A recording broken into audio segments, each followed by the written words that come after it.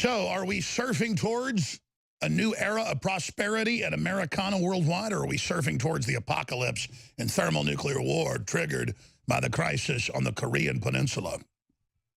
I'm your host, Alex Jones. We're going to be live here for the next 4 hours. Paul Watson joins us at the bottom of the hour. He's launching a big global initiative that we're going to break here in just about 30 minutes from now. I'm going to leave it at that. Also, I'm in hundreds of headlines, just as we've already told everybody, but it's now confirmed in more documents, that the #1 enemy of Google, the archetype that they basically chant against, is Alex Jones. We already have undercover recordings. We already have congressional hearings where Google execs, Twitter and Facebook people are like, we were stopping InfoWars and Paul Watson at lunch. They're like, we want him shut down. We want InfoWars stopped. Sir, we were on it during lunch. It's like villains out of a cheesy cartoon or a James Bond movie. Like, I want James Bond stopped. Well, sir, we were working on it just before we came back in here. We're trying as best we can. And why? Because we've got their number. Not trying to make it about me. We're at the center of this because we're the archetype of the individual and what they don't like. There it is, out of New York Magazine, The Hill. Alex Jones was reportedly banned from Google, and other things we learned from James Damore's class action suit. It's more than that. They have like drills, and it's in the computers, and they drill fearing Jones is coming. And later I learned that from some of our sources when we got documents that Google's totally obsessed with us, and it hired a company millions of dollars to go downvote my name, my products. When Google got caught, they said, oh, it's an accident. We're going to stop doing that. Why are they scared? Because they're building an AI world to dehumanize us. They're building a system, and they want to start with their employees where you could be anything but heterosexual or white. The worst thing is a woman who has babies. And they actually call white men into the rooms, and the other white men in charge have everyone chant, oh, bad white people, bad white people. And they have the documents. But here's the deal. You want to create a thing that's anti-human. This is all anti-human. They play us off against each other. The story's up on Infowars.com. It is in the documents that high-level Google execs come in and announce that they are golden dragons or dragonettes, like a female dragon, and that they are also a beautiful, ornate building, an expansive, ornate building.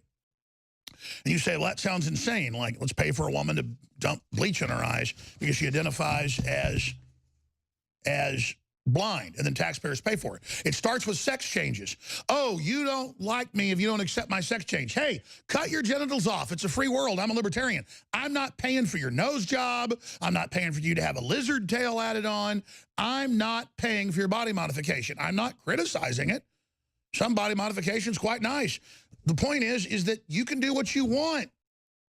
But then saying, I've got to pay for it, what they're saying is I'm transphobic. And they started with humans, men going to women, women going to men, and now it's, well, identify as a beautiful ornate building or as a golden female dragon. So this is a cult. It's not even insane people. They're teaching insanity as a program, and they know I've got their number, and if people listen to me, it's over. Now, that's only the tip of the iceberg. Paul Watson's coming up on that. Incredible. Trump, it's now been announced, is planning to go to Davos to face the globalists down at point-blank range, face-to-face. So we are sending crew to Davos. We won't obviously pay the $100,000 to get in.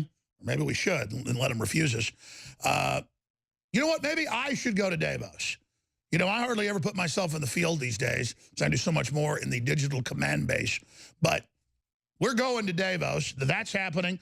Trump is cheered at the championship college game between Georgia and Alabama. Cheered. But then they focus on individuals saying F him and a few booing and say, Trump was booed, Trump is hated, Trump's a failure, the economy's imploding. And, so that's all coming up as well. A jam-packed transmission. Please share all the different live links. Well, this is going to be a momentous transmission as we accelerate towards the singularity. Not the singularity that the globalists have envisioned, but the true singularity. Oneness with the mind of God. The planets align, and more happens in a day than happened in the previous week. And then more happens in a month than happened in the previous 5 years. And then more happens in the next year than happened in the previous 50. And then more happens in the next year than happened in the previous 100. And then 1,000. And then 10,000. This is the great acceleration. And there's going to be horrible things that are going to happen. There's going to be incredibly good things that happen. It's going to be mind-blowing. So strap yourselves in, ladies and gentlemen. Reality is the real trip. Reality is the real excitement. Reality is the real show, and each of us are not spectators, but we are on the field. I disagree with William Shakespeare. The whole world is a stage, each of us players upon it. That is only a shadow of reality. The world is reality, and each of us are farmers and fathers and mothers and builders and strivers and trailblazers and warriors and lovers and children and old and young in the compendium of the great experiences of our species, and are part of a great genetic connection of the past into the future. But of course, for people that are all about fake it until you make it, the world is a stage and each of us players upon it. It's a true statement within its limited context, but not within the great compendium of the space-time continuum. Now, here's what's coming up. Trump to face down the globalists face-to-face in Davos. And it's very strange that just recently I've been invited by journalists and others to go to Davos. So, again, the planets are aligning on that. We've also got Trump being absolutely 95% cheered at the big football game, the college championship between Georgia and Alabama. And so the corporate lying press spun the whole thing and said that he was booed, and then zoomed in on small crowds protesting him, and one football player saying F Trump. So we've got that situation. The article's up on Infowars.com and Newswars.com. We've also got Bannon Group shopped anti-Trump document. But as soon as they saw that Trump was going to win, Bannon jumped on the bandwagon. I remember Breitbart was anti-Trump until about 8 months before the election, and suddenly completely jumped on board.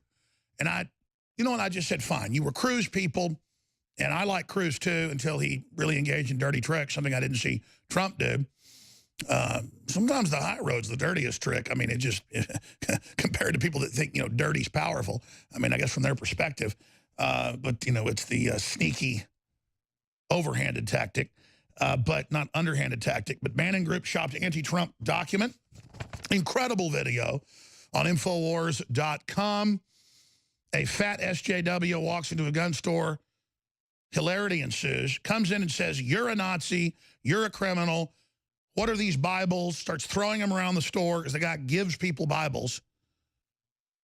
And he says, can I have them?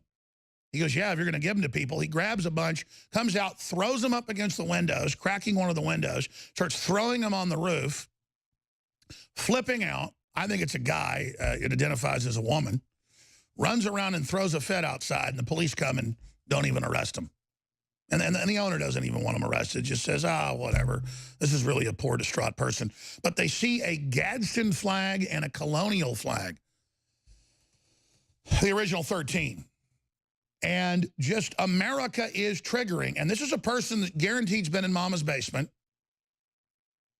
Guaranteed is just totally a victim of what the Facebook documents admit is a systematically imprisoned person. And they're actually been so scared by Trump coming in and feeling like their little cocoon's being damaged when it's actually people trying to break through like they're trapped in a car. We're coming, we're trying to get you. They're like, no, the demons are going to get me. Here, the economy's imploding, and we're going to get the jobs back, and we're really trying to sustain the family, and we're trying to get you out. They're like, no, you're evil.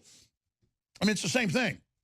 You're like trapped under ice. We're trying to hack through it to get to you. You're falling down a well. We're trying to get to you. You're like knocking the ropes out of your hand. Get away to the firefighters. No. The firefighters have American flags on their shoulders. I mean, you watch the video, it is mental illness on display. So people laugh at it, but this, in a way, this is a good thing. This person has come out of their cocoon. They feel so threatened to go out and meet the Nazis. And they meet a mild-mannered, well-spoken, loving person who's tried to give them Bibles, and the person is screeching, I'm going to burn them. I'm going to throw them in the trash. So flipped out that a fellow citizen can have guns. This is a cult. A very, very sad cult at that. And you go to a college campus or you go to a high school, and about half the young people look like zombies that can't even hardly walk. And they've all got cell phones up their face while they walk around. They're stumbling over, they're falling down. And they just know how to go racist, bad, evil, homophobe, bigot. That's their entire language, is just bitching and griping like obese, mentally ill baby birds on hallucinogens. Howling, screaming, yelling like body snatchers. And then they'll see you and have no compulsion to run over as a throng and begin clawing and slapping, and then they'll fall down. Remember the abortion demonstration? When we went out to say all lives matter, Black lives matter, the majority of black people are aborted. So we're out there saying the KKK supports abortion, and here show up people in full black, white and black and Hispanic, zombie-like skin, all of them super pale, even though black people are like white. And they all weren't trying to act like zombies. They were like Frankenstein going, ooh, devil and Satan power, and falling over, and then like stumbling and like running over to a guy in crutches and attacking him and just, we're killing babies inside. We love Lucifer. We stink. We kill our babies. The females will fall. The female spirit will fall. And I'm not kidding. You can go watch it. And then we got them at the Capitol and everywhere else. And like, we kill our kids. We love Lucifer. You'll never stop our high priestess inside killing the babies. And you're like, what is up? These are literally people that have jacked into something evil. I mean, they're gone. It's not fake. It's not acting. It's real. Because we've gone undercover in these groups, and they are just like lunatics. The modern world, TV, smartphones, the culture, the dyes, the estrogen mimickers, the serotonin reuptake inhibitors they're on, the illegal drugs they're taking, they are whacked out of their head. And just like the Bible said, you take pharmakia, you take strong drugs, you open yourself up to evil to come in. It's a fact. It's not just some mental illness that's in all of us that gets activated. Something else comes and imposes itself. And it's what you think of in lore of like goblins or demons or gremlins. They're people, but they'll run over chirping. They don't go to school for this. We're showing video of it right now. You'll hear, was the noise he made. And I was like, what in the world? He's like, and then just, I am ugly. You're like, what is going on? You've got a demon right in front of you, angry that you don't want total death. Because they don't want freedom. You can offer them money to come on the show. You can even try to be nice to them, and they go, they don't want success, folks. They don't want anything. They want to grovel in their own spiritual feces. They want to writhe around like snakes. Now, I'm done talking about that. Paul Watts is coming up with huge breaking news in about 15 minutes. When we return, the proof of fake news again. This should be in the Fake News Awards coming up the 17th. The president's going to host. Isn't that luscious? He gets these huge standing ovations and cheered. The media shows small group booing. There is so much to cover, so much breaking behind the scenes. I was late getting back in the studio here. Joe Arpaio is running for the Senate in Arizona. We'll definitely support that. Roman Polanski, who Hollywood just loves, won't face a 75 child molest charge. An L.A. prosecutor cites expired statute of limitations. So I guess they're saying Polanski can come back for the admitted rape of a 13-year-old girl that the great feminist Meryl Streep thinks is wonderful. So that's coming up. And then we've got Ivanka Trump praises Oprah Winfrey's Golden Globe speech in a tweet. I'm not going to attack Ivanka. Maybe she's trying reverse psychology or something on a speech that and said her father was a horrible person, basically, and that was racist and bad, attacking women. I don't know how you think that curries favor with these people. They're going to give you no quarter.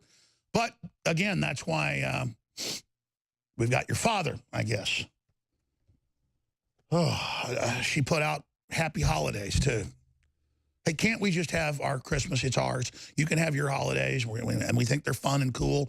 Well, I'm in another country, and they've got a festival. I go take part in it, and it's neat.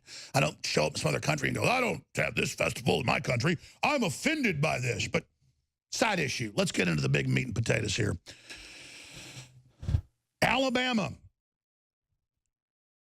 yells F to Trump. One of the players does. Georgia versus Alabama. That's the scale of the protest. There was a protest outside booing the president, a few little knots of people that got in for publicity stunts at the National College Championship.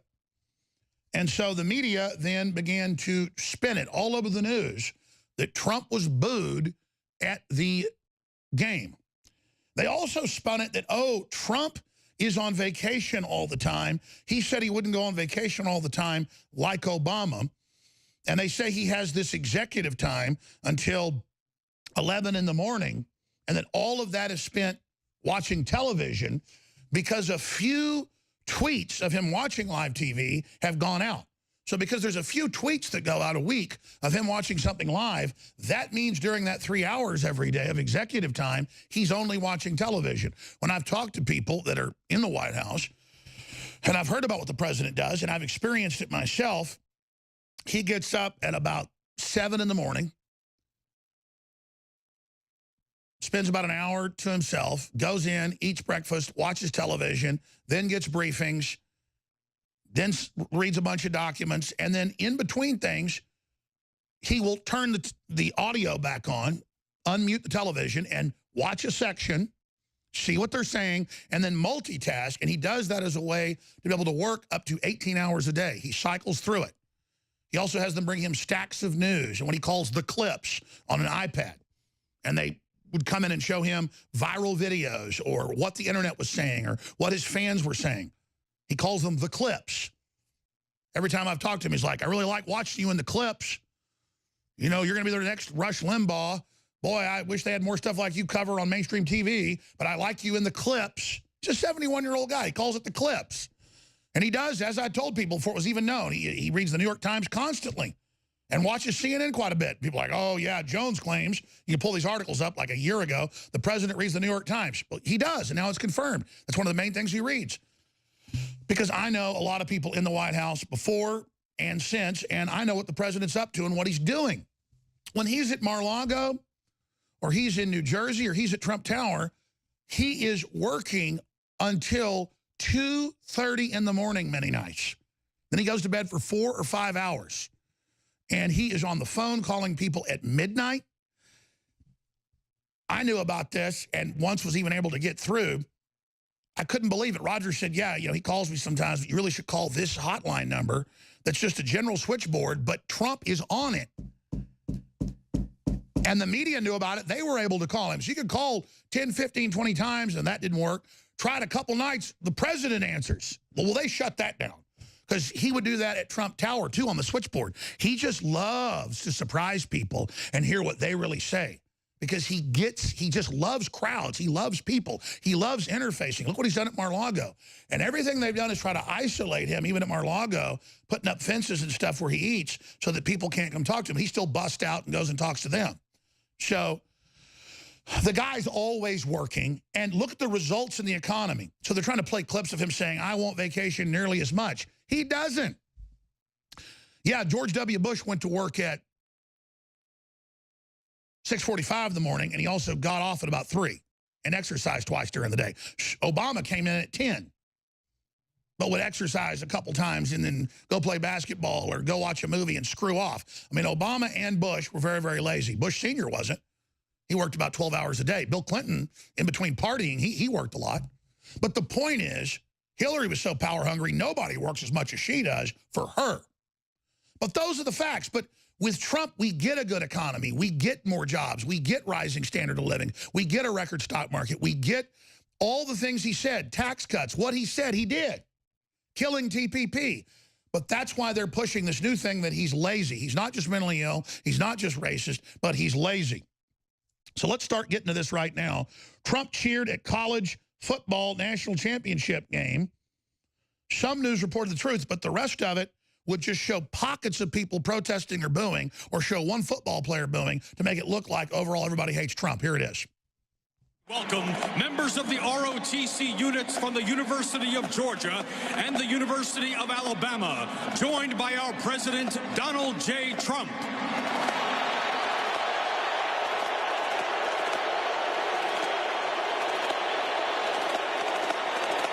That's called cheering, not booing.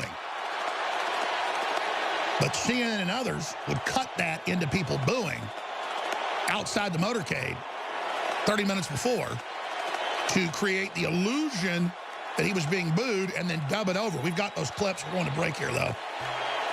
The cheering just goes on and on. In the interest of time, let's stop as it goes on for another 5 minutes. I mean, standing ovation. This is CNN, though. Fans at championship game have mixed reaction to Trump's motorcade. So small group protesting, it gets more attention than 100-something thousand fans cheering. Here it is.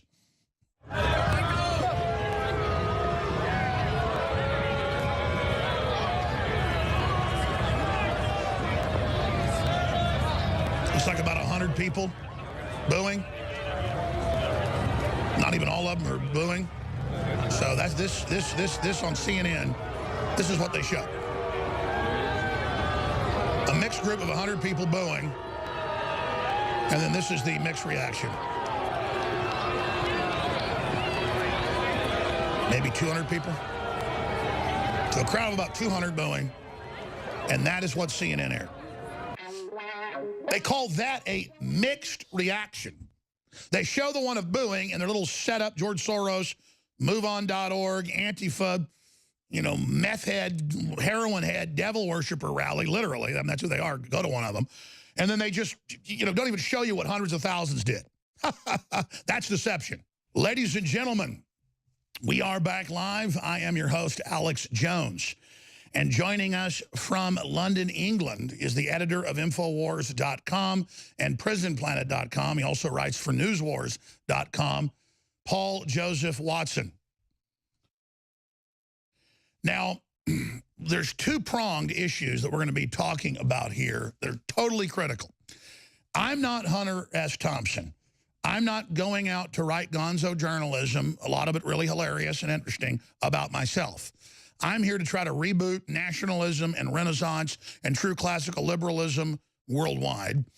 And I'm here analyzing the globalist technotronic plan for a technocracy.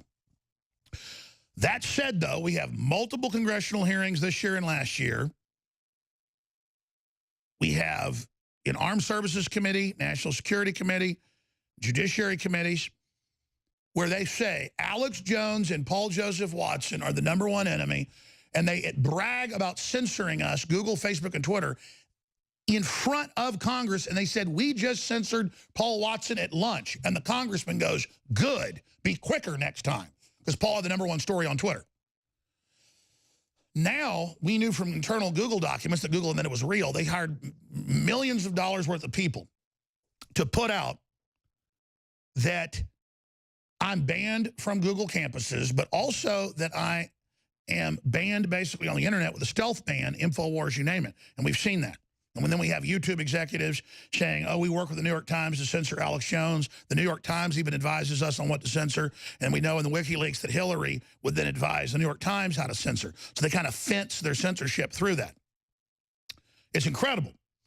So you'd think that, you know, we'd really be honored by this. But in this age of censorship, folks go, okay, big deal, you're being censored. Well, now we learn, New York Daily News, Alex Jones was reportedly banned from Google, and other things we learned from James Damore's class action lawsuit, and he's put documents attached to it showing this, but it gets worse. White males are booed at company events and told they're evil, with white males leading the minorities in it, and they get in trouble if you say it's bizarre to have executives at speeches describe themselves as female golden dragons, dragonettes, and expansive ornate buildings. I'm not kidding. Fox News is even reporting this. And you think, well, this is mental illness. No, it's transhumanism. They're training everyone that we're going to overthrow society, and the only thing that you're not allowed to be is a white male, a woman who is heterosexual, who wants to baby. Again, humans. Continuing on. It's not tolerance. It is a AI program to end humans, and it's a disease being put out and set up in the name of tolerance. Camille Paglia agrees with that as well. Calls it child abuse, what's going on. This, oh, first, if you're a girl, you can be a boy, or a boy be a girl. So Paul Watson's going to cover this segment, and then he's got a big exclusive breaking in the next segment that just went live on Infowars.com. We're going to tell you about that coming up. This is so big. If you get involved in this, this is going to absolutely devastate the globalists with another one of their key operatives. And yes, the media got it right yesterday in hundreds of publications when they said Jones is preemptively striking Oprah, the eugenicist Winfrey. They said it's racist that I said that she's funding black depopulation. Well, I mean, she is. It's incredible. It's like saying it's racist to say Harvey Weinstein was a Nazi collaborator. But joining us, Paul Joseph Watson. It's not a heady thing to have them attacking us in Congress and wanting a shutdown. Now the left says just shut us down, have us arrested. It lets us know just how dangerous these folks are, but thank God for people like Mr. DeMoore and others who are speaking out against this. Let's tackle this first. Paul Joseph Watson. Well, yeah, we can go back to that congressional hearing, which you mentioned earlier, Alex.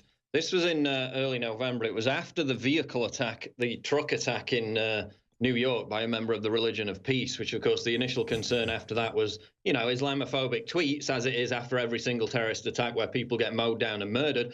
But they had a House Intelligence Committee hearing into Russian involvement in the 2016 presidential election. A few days later, this rep, Mike Quigley, Democrat, gets up and basically starts complaining to this Google executive about why an InfoWars story about New York Mayor Mike de Blasio ignoring warnings from an imam about terrorist radicalization in New York appeared at the top of the hashtag NYC terrorist attack during the vehicle attack. He basically said, how dare you allow this to trend at the top? Well, it trended because it was an interesting story and because it was a true story. It was not fake news. Was there a letter from an imam that was sent to Mayor Mike de Blasio before this attack warning about radicalization of terrorists in New York City? Yes, there was.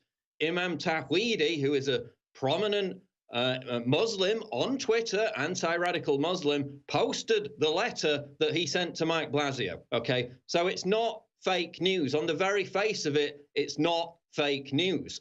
So then they basically said, yeah, that was top and trending, but we took it down quickly and we'll make sure it won't happen ever again. So we had that actual congressional conversations about them directly censoring InfoWars because we're peddling fake news, even though it's verifiably, provably not fake news.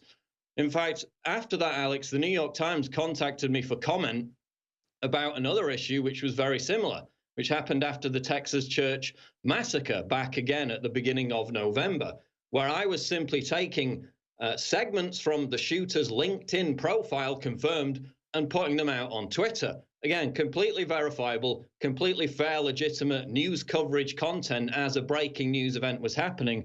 And then, of course, Google freaked out. The left freaked out. They got them to censor us again. They got Google to take that down from their top search results when people were searching for information about that attack. So the New York Times reaches out to me and they're like, what strategy do you use to get to the top of Twitter? How do you do it? What's your secret? And I respond, I just said, there's no secret. I'm covering breaking news with real information. I'm just doing it before anyone else does. And that's what really hurts them because, you know, they're losing control of the narrative. And that's the whole point, Alex. You know, after Brexit, after Trump, they came out with this phrase, which was, oh, the post-truth world. Oh, it's so frightening that other people with independent media platforms are actually able to challenge our narrative.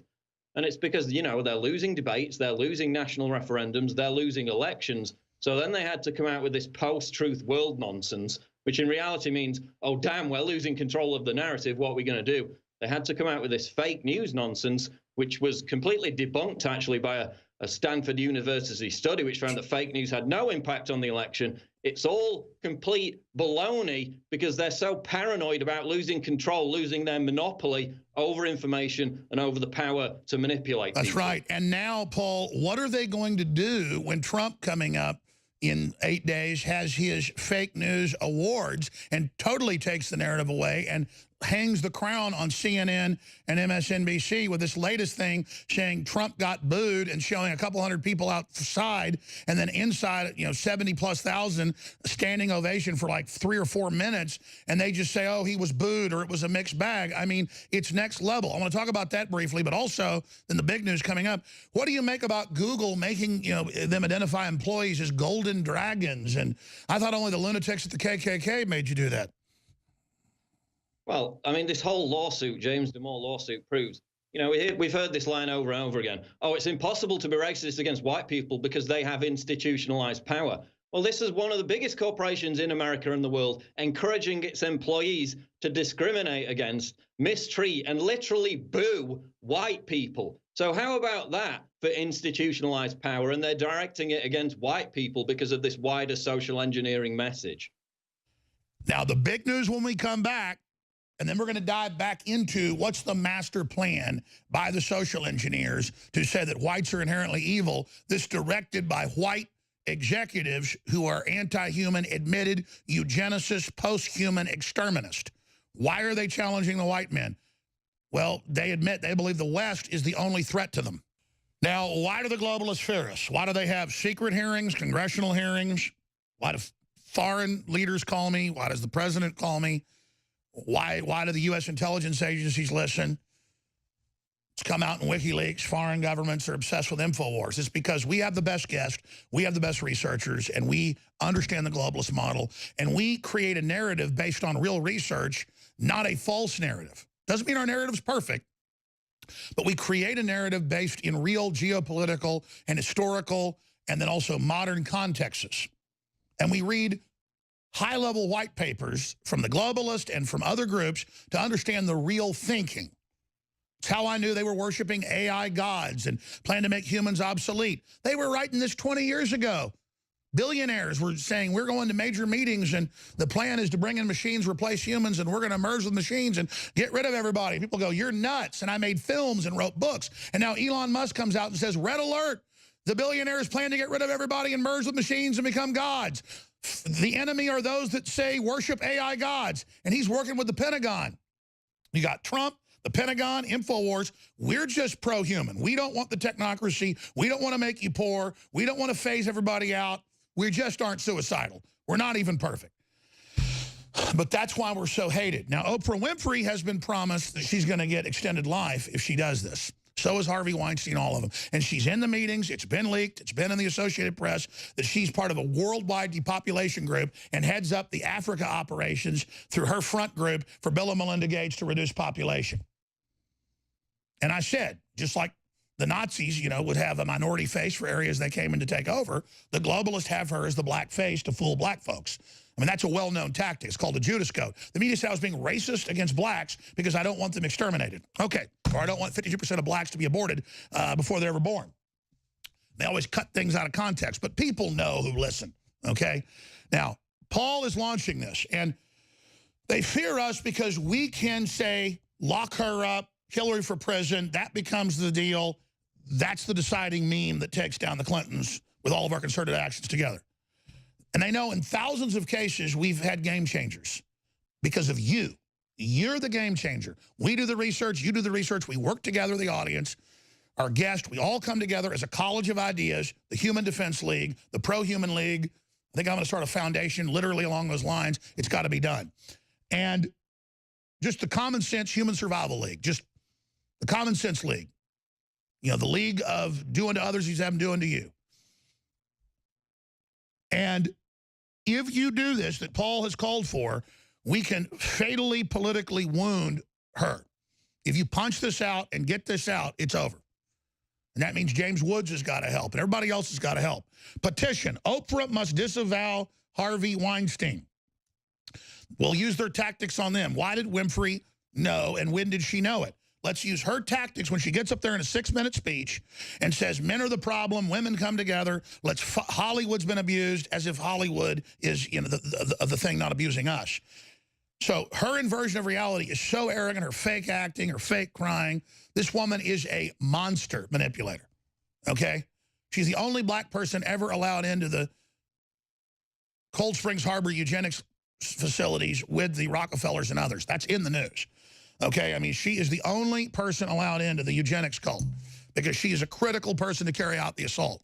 So, that said, she's the ultimate Benedict Arnold. These are facts. I know truth stranger than fiction about AI gods and all of it, but it's all out in the open now. So listen to me and go research her.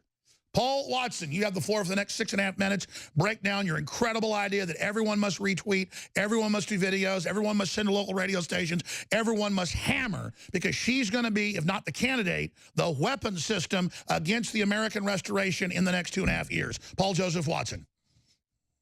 Well, it's very simple, Alex. And the left uses this tactic against the right all the time. And in most cases, in most prominent cases at least, people on the right completely cave in. They apologize. They bow to the witch, to the mob, to the Twitchfork people. And it's simply a petition. People say, oh, people just ignore petitions. What's the point in that? Well, that's entirely the point.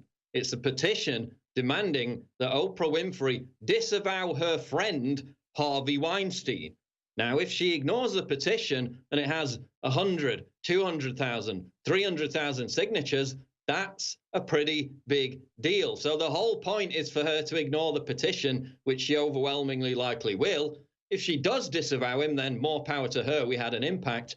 But it's simply a petition. Listen, Alex, she got up there at the Golden Globes at an event organized, run, hosted by the Hollywood Foreign Press Association. This is a media organization, a collection of journalists that report on only Hollywood. What have they said about the sexual abuse scandal in Hollywood for the past 20 years? Nothing. Absolutely nothing whatsoever, despite the fact that everybody knew about it for the best part of the past 20 years. Remember, it was going to come out in 2004. New York Times, they spiked that story. This organization has known about it. You have people like Matt Damon, Ben Affleck, who knew about what he was doing to women in the 90s.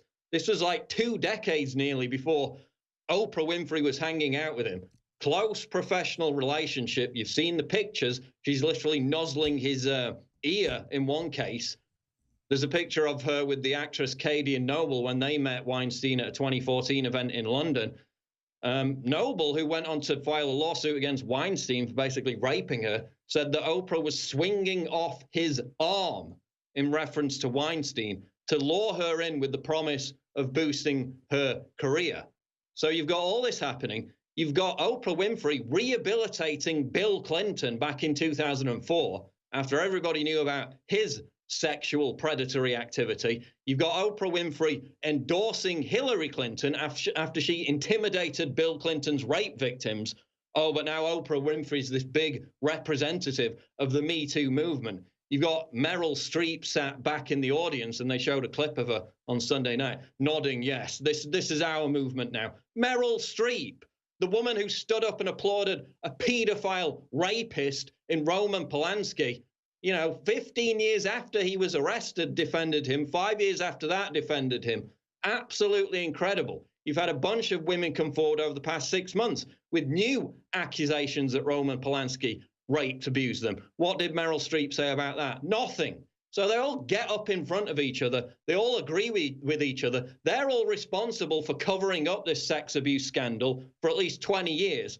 Oh, but no, they're now the representatives of abused women. Absolutely sick, rampant hypocrisy. And now Oprah Winfrey is at the head of it, having palled around, nuzzled Harvey Weinstein, featured in innumerable photos with him at public events, at award ceremonies over the past 10, 15, 20 I mean, it's years. obvious they've got a relationship.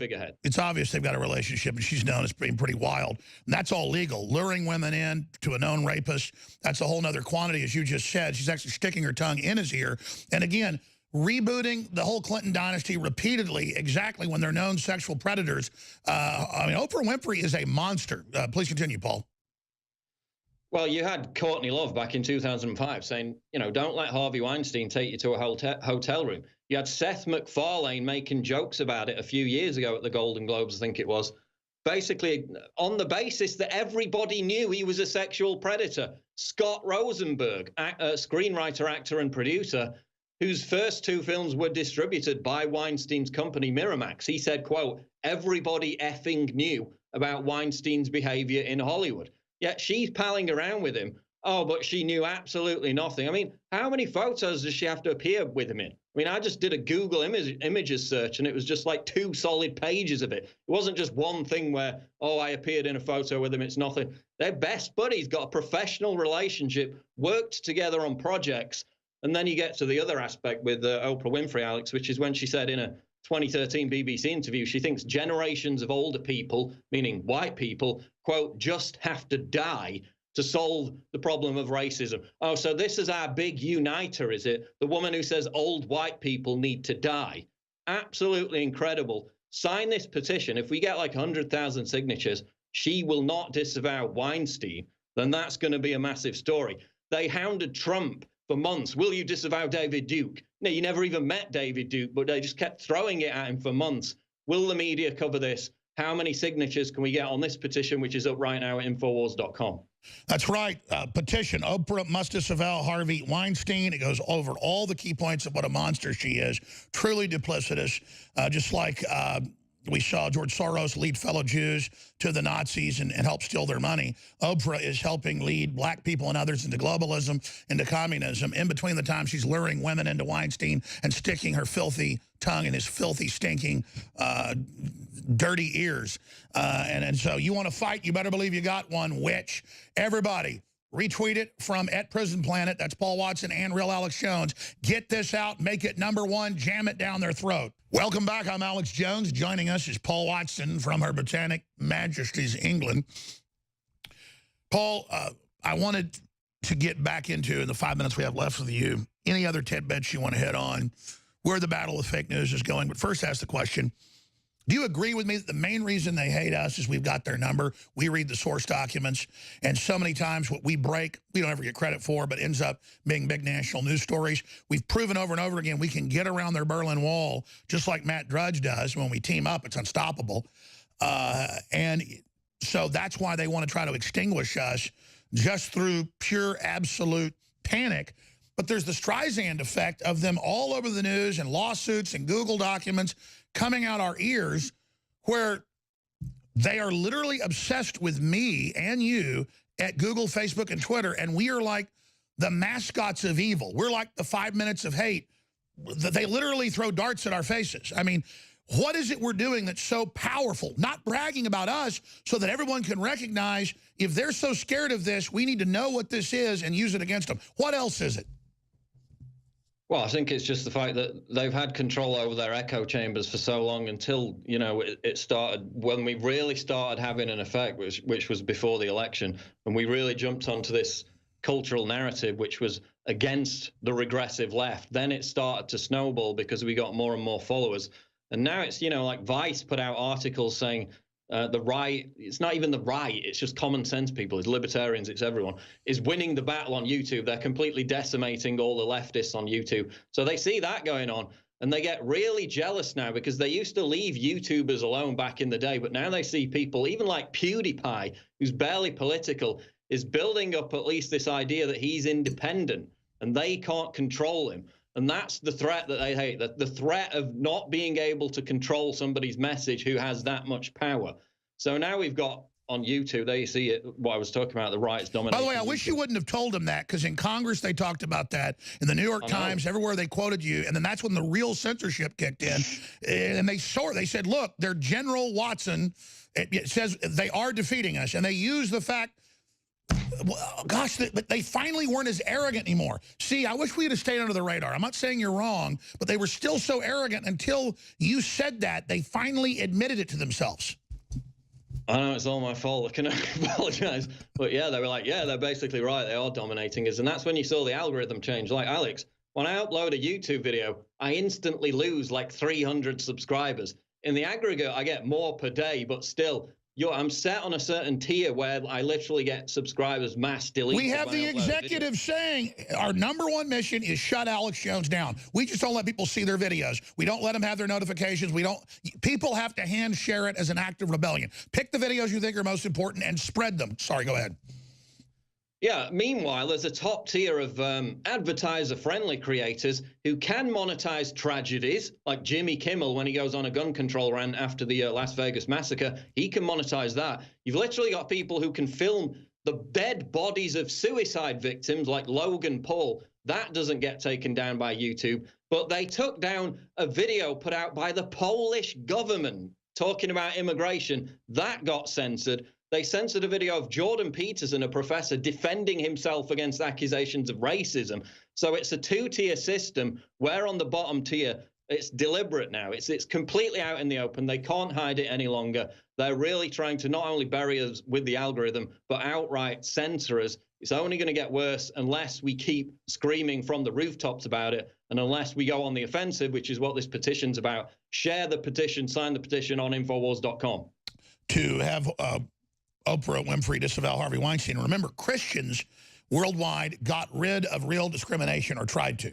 So how does the left come in? They turn it around and go, oh, it's affirmative action to censor all the conservatives, libertarians, and white people so that we can be even, but it's big corporations that are actually doing it. It's not even being done for the minorities. It's just incredible. Paul Joseph Watson, thank you so much. We'll be back with North Korea's latest developments. Ladies and gentlemen, we're back live now, well into hour number 2. Paul Joseph Watson, who just joined me in the last hour, will be hosting the 4th hour from London, England. We also have some other very informative guests. Gavin McGinnis of CRTV, and the great work they're doing over there, is going to be joining us.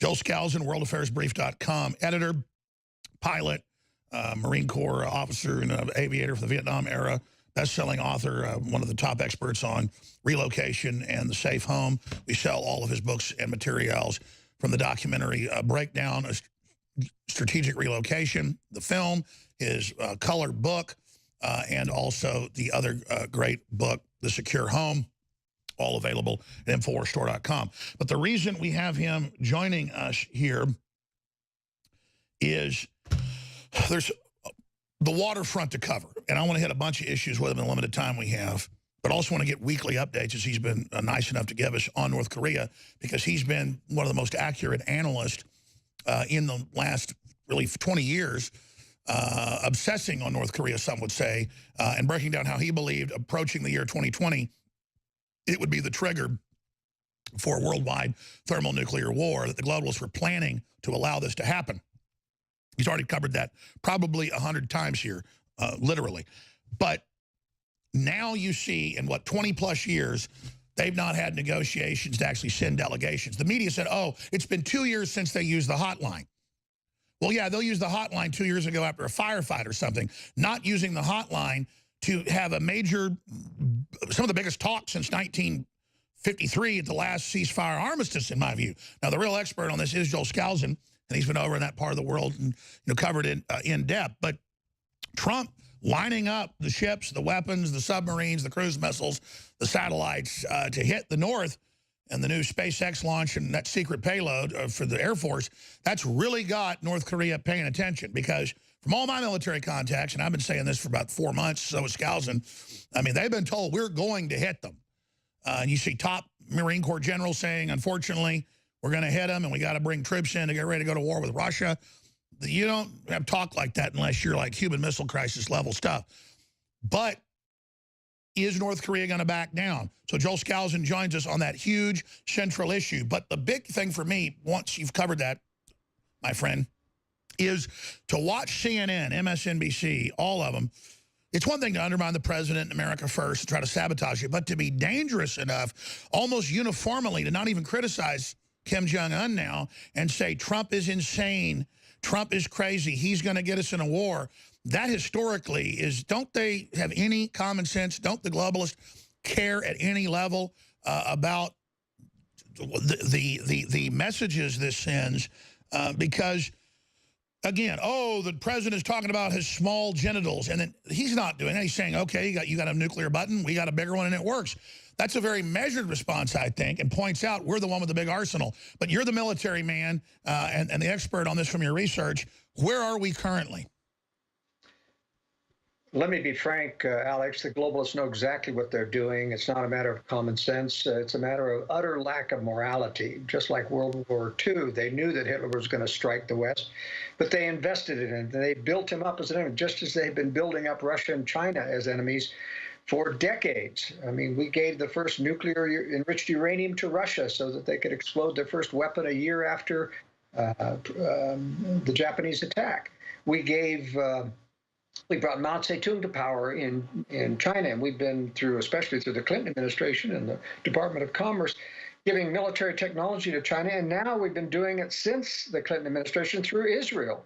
A lot of Americans don't realize that the technology we give to Israel, they're allowed to sell to China to make hard currency cash. And so this is a real significant betrayal. And of course, going after Trump's mentality is part of the Article 25 strategy. If they can't impeach him, they'll try to make him out to be mentally incompetent. Every hour of the day, you see Michael Wolff paraded before the world trying to tell him about all of, I mean, he's even saying that 100% of the staff in the West Wing of the White House has at some point in the 7 months he had access to the White House, and by the way, that's the biggest mistake Steve Bannon ever made, was giving Wolff access to the White House and not vetting this guy as the enemy of Trump that he is. But Wolff says that virtually 100% of everyone in the White House have told him that at some way or another, Trump is a child and acts like a child. I mean, this is just ludicrous to believe that 100% would say that. The truth is that Trump is super wily like a fox and has, I mean, it's in my personal experience, what we've seen and what he's delivered, it's the opposite of that. But he certainly, has some childlike attributes. He is a flatterer. He accepts flattery back and forth. I've talked about how they manipulate him through flattery. But, this is more a spoiled person syndrome. But he is not dumb. I mean, Trump is a very, very smart man. He is limited by the cordon of information they put up around him, and they keep him churning with one crisis after another. I mean, I don't know how the person can operate in the White House with the crisis management that's going on there. But North Korea is the biggest issue on the table in the White House right now because Trump is about or is inclined to do the right thing, and that is take down North Korea militarily. He knows in his gut that there is no negotiated solution with Kim Jong-un, and yet every one of his globalist advisors is pushing that negotiate. And they are reveling in the fact that North Korea, as I predicted in the World Affairs Brief, North Korea would turn on the charm offensive in order to stop Trump from attacking him, in order to give to Trump's advisors the excuse that you can't attack Trump while they're in negotiations, and especially during the Olympics. So this was a very smart move by North Korea to play the charm offensive with South Korea. Notice they didn't play it with Trump. Trump is suspicious of that. Trump has trumpeted many times that North Korea has lied every time they've gone to the negotiation table, and he's absolutely correct. But South Korea and their government is full of a bunch of pacifists. Exactly. So they're going right at the weak link, right at the people that will be attacked, and trying to break away partners in the coming attack. That's right. And the South Korean government has numerous times pushed back against Trump about a military solution. And, they are in part responsible for not sounding the warning about their people, about the growing military threat of North Korea. And it is ominous now. I mean, you got 15,000 artillery tubes positioned less than 40 miles from Seoul, which can literally wreak havoc in that. And so they are at risk of being as harmed way. And so the South Korean government thinks that we can postpone this by having negotiations. But look, it's going to be war one way or the other. The more you postpone it, the more you guarantee that North Korea will be stronger and more powerful when they do strike. And they are going to strike. And a lot of folks say, oh, they're starving, they're weak, they're being used as a set piece by China. Why are we doing this? But I agree with you. Long term, they've been set up for a reason. Michael Moore, Hillary bragged and said Trump will be faced with an international crisis very quickly that'll embarrass him. People see what a fool he is. They thought he'd back down. The Clintons, the Chinese communists, I believe the evidence is clear, just like they gave him the missiles and the weapons. And just like some of the leftists in Israel have been known to we're not anti-Israel, but Israel has been endangering everybody's security, selling stuff to China that we give them. It's wrong. It needs to stop. So clearly they're trying to, they thought they'd manipulate North Korea into embarrassing Trump. I think that's why North Korea got so belligerent and had so many tests and nuclear tests as soon as Trump got in, was because they thought they had globalist backing behind the scenes. Well, the globalists are really turning on the pressure on Trump to stop this strike. But incredibly, Alex, it came out today that the bloody nose military option is still on the table. I covered this in the World Affairs Brief, where the Pentagon is thinking about giving Kim Jong-un a bloody nose, meaning a very small token military attack in response to the next missile test that will take out, some missile alongside, et cetera, to make him so-called. Hold on, stay there, and let's explain the threat continuum. If he's threatening nukes, threatening to blow up Guam, testing missiles, we just blow up a missile base and say, okay, it's your move now, and then let them launch the attack, and then that way we can go in and totally destroy them if they call us, because we're not bluffing. Let's discuss that straight ahead with Joel Skousen. Stay with us. Joel Skousen of worldaffairsbrief.com is our guest. I'm Alex Jones. Infowars.com and newswars.com are our main sites. prisonplanet.com is the backup, but they all have original content on them. They also have a lot of the same content as well. And it's an act of serious resistance when you spread the articles and videos. I don't have to tell you. That's a question I've got for Joel, because it's just getting insane. Facebook, Twitter, Google executives admit they're censoring us on their lunch hour before Congress. Google documents come out where they say we're the #1 enemy and we're banned from their campuses, and they're hiring groups to go delist us online. And I mean, I'm not on a power trip, folks. In fact, I'm actually freaked out that now, literally after Trump, and Drudge is much bigger than us, and he does a great job, but they obsess on InfoWars, and I think it's the guest we have on, the fact that we're able to put out talking points that are based in reality, the fact that everything we talk about then gets picked up by the rest of the conservative media. I think that's why they're so scared of us. We'll get back into North Korea, but just briefly, Joel Skousen, because I think knowing why they're so scared of us gives us the answer to how to completely defeat them. Why are they so scared of InfoWars? I mean, I think it's the guest we have on like you, but I mean, what is it? Well, the core that they are most afraid of in the news is any hint that there is a conspiracy in government, whether it's globalist, whether it's the dark side, the deep state, and you openly talk about that. It's one of the reasons why you're the biggest person on the block in the conservative libertarian movement, is because you dare to discuss conservative openly. I dare to discuss it. And that's why I have a large following as well. But they hate that. And it's not so much that you're big. That's one big thing. But it's the content. The content is absolutely essential. I've said for years, the more conservatives steer away from the conservative, conspiracy, you're falling right into the trap of the liberal media that denigrates conspiracy. They don't want to hear it. They don't want that information because it resonates with people that have a conscience. When you talk about 9/11 being a government operation from the beginning, it resonates, especially if they get the facts, if they're at all open-minded. And that's the big threat that you are. And literally, I enjoy very much Paul's segment before I came on. He was right on. This is a major violation of free speech throughout the world. And we are becoming the Holocaust victims of this time and age. And again, I brought that up because you've been saying this for 40, 50 years. You headed up one of the biggest conservative organizations that tried to take the country back before, but you didn't fail. It created new waves that grew into this wave, and now globally we see nationalism rising. We see globalists being swept out of office. I'm not saying they're beaten yet, but they certainly are panicked. And so even if we fight and don't win all this now, as you said, it will create waves of other people that awaken throughout time and space, and that's why it's so timeless. They want to make us think we're powerless. We're not. But getting back to North Korea, because you didn't tell me what you thought, because I mean, I know the globalists helped give them the weapons. I know they give them stuff through China, but since things got worse with North Korea as soon as Trump got in, is there any intel confirming that back channels have told Kim Jong-un, go ahead and be blusterous, go ahead and get in Trump's face, we're not going to back him? Because certainly the media is acting like they like Kim Jong-un and don't like Trump. I mean, it's outrageous. I don't think, Alex, there's been any concerted effort to get Kim Jong-un to be the kind of wild card that he is. This is in his DNA. This is why he was allowed to rise into power.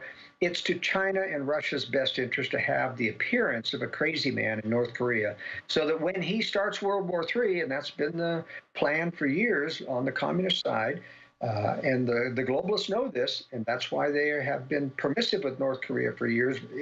You can only tell this if you compare it to how we treat Iran, that doesn't even have a nuclear weapon yet. And we've been in a death threat mode against Iran for decades, and yet North Korea, we keep giving them a pass. Now, they're going to give him a pass again if Trump isn't very, very careful.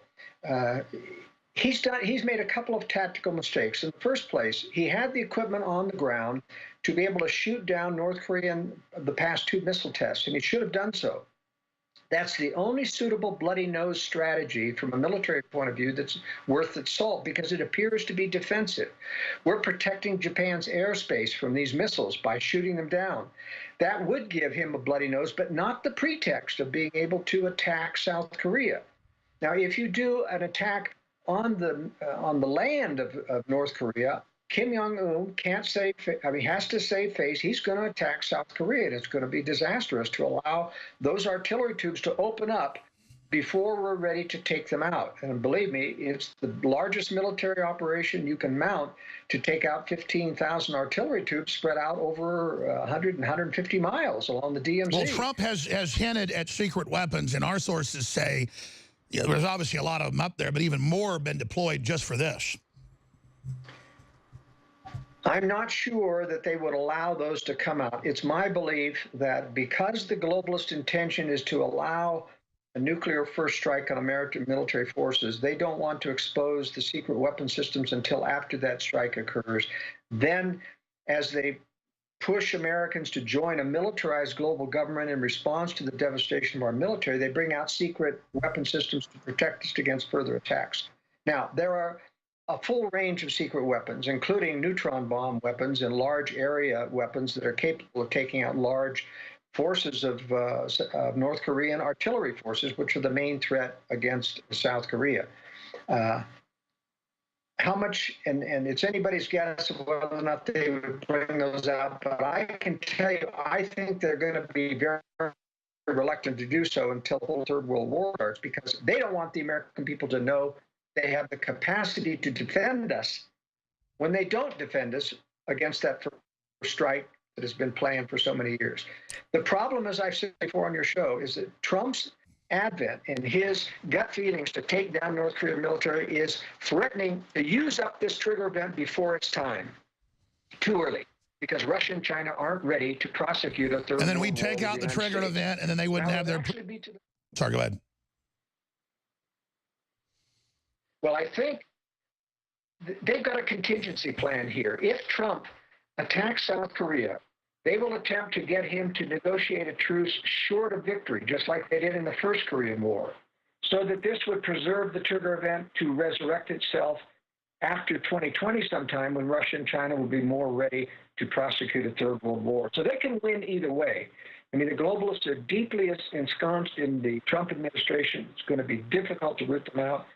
I have lost total confidence in Jeff Sessions' ability to root them out, and Trump's ability to see who's a globalist and who isn't. I mean, he hasn't got anyone surrounding him to advise him and tell him that Christopher Wray, who he installed as FBI director, is just as much a globalist as James Comey was and as Robert Mueller was.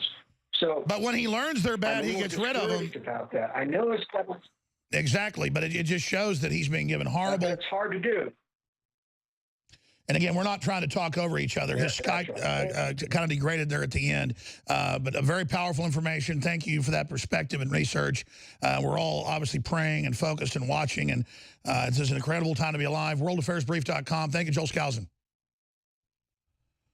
We'll be back with other huge breaking news. The president has responded to Oprah Winfrey. We have the video. Stay with us straight ahead. There's an addendum that I want to add on to the last two segments here that I didn't get to that was important, and I wanted to bring up for Joel Skousen, along my point of it being the globalists that keep propping up North Korea through China, that keep giving them weapons. And it's true that Israel has a long history, off and on, of transferring sensitive technology to China, and it's completely legal. The United States transfers money and military equipment to Israel, and then they transfer it to China, and so does our government. And so does the British government. I mean, it's all these big arms-selling countries, but China then gives it to North Korea. And if you look at China's weapons, they're all clones of U.S. weapons. And they're constantly threatening to attack us. And so one of the points that the crew raised was in a Vice report. I don't just go off Vice News. I remember the research that came out last year that the missile factories that were in Ukraine that were producing engines for the Russians for their Satan missile, heavy lift missile. That's what we call it, the Satan missile. They've got a numerical number for it. Being transferred, and suddenly that's why North Korea's missiles can get off the launch pad and go so high. And the headlines, no one is sure which country is helping North Korea make its missiles. But then when you read deeper into it, they go, but it is in the area controlled by the group that Soros backed that overthrew the Ukraine. So when Russia was running Ukraine, or had some connection to it, put it to you that way, when there was a friendly government, they weren't transferring their heavy lift boost technology to North Korea. It happened when the globalists took over. And it's the same story. Who gave the Communist Chinese the Long March missile perfection? Who gave them the MIRV technology? Who gave them the booster technology? Who gave them the avionics? Who gave them all of it? The United States of America and Israel. And it's just suicidal. Reminds me of the stories in the news about quite a few brokers, 5 or 6 of them, who were in the World Trade Center and were making so much money at their terminals while the building was on fire, they didn't evacuate and died. But not before, some of them made, one of them made like $15 million in a few minutes and was transferring the money to his family. But it's suicide banking. Why are we giving China everything? Well, Trump says no more. We're going to have a 38.9%, almost 40% tax. You got a 15, we're going to 15. China goes, we're going to 0. The globalists have set it up. We're flyover country to screw us. And Trump, who's far from perfect, nobody is at least trying to help the country. And that's why it makes me sick. We got a Noah Schroyer video coming up here in a little while where he went out. And I said, you know, during the campaign, and then now right through last year till the tax cut was passed in December, you can go out, Fox News has done it, others have done it, and you read people Trump's tax plan, but you tell them it's Bernie Sanders or Hillary, and to a person they say, I want that. Same thing happened in Austin, Texas. But I told Owen, listen, they won't talk to you. Take the InfoWars flag off the mic and hold a Bernie sign. And he went out and did it. And they come over and they love Bernie's plan, except it's Trump's plan. And one guy has enough integrity to say, I guess I look like an idiot, a black guy. This old white lady, after he's super polite to her, walks by and goes, fake news, once he turns his back. I mean, the level of cowardice and disingenuousness is insane. And, of course, all during the bill, they said, oh, really won't do that. Oh, it's not true. Now even CBS News goes, okay, the average family gets $13,000.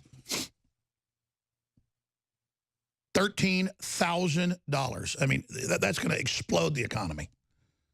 And, yeah, the tax cuts to companies is going to explode it more. And guess what? It did explode. So that's coming up. We've also got amazing developments in Russia we're going to cover in the next segment. But I want to get to this first. President Trump has responded to Oprah Winfrey, saying he knows her well, been on her show many times, been out to dinner with her many times. You watch what Trump said on her show 25 years ago, 30 years ago. It's everything he did today. Napton Gat's a scam. We're getting screwed over. If I ever became president, I'd do this, but I don't want to. I want to get good leaders in.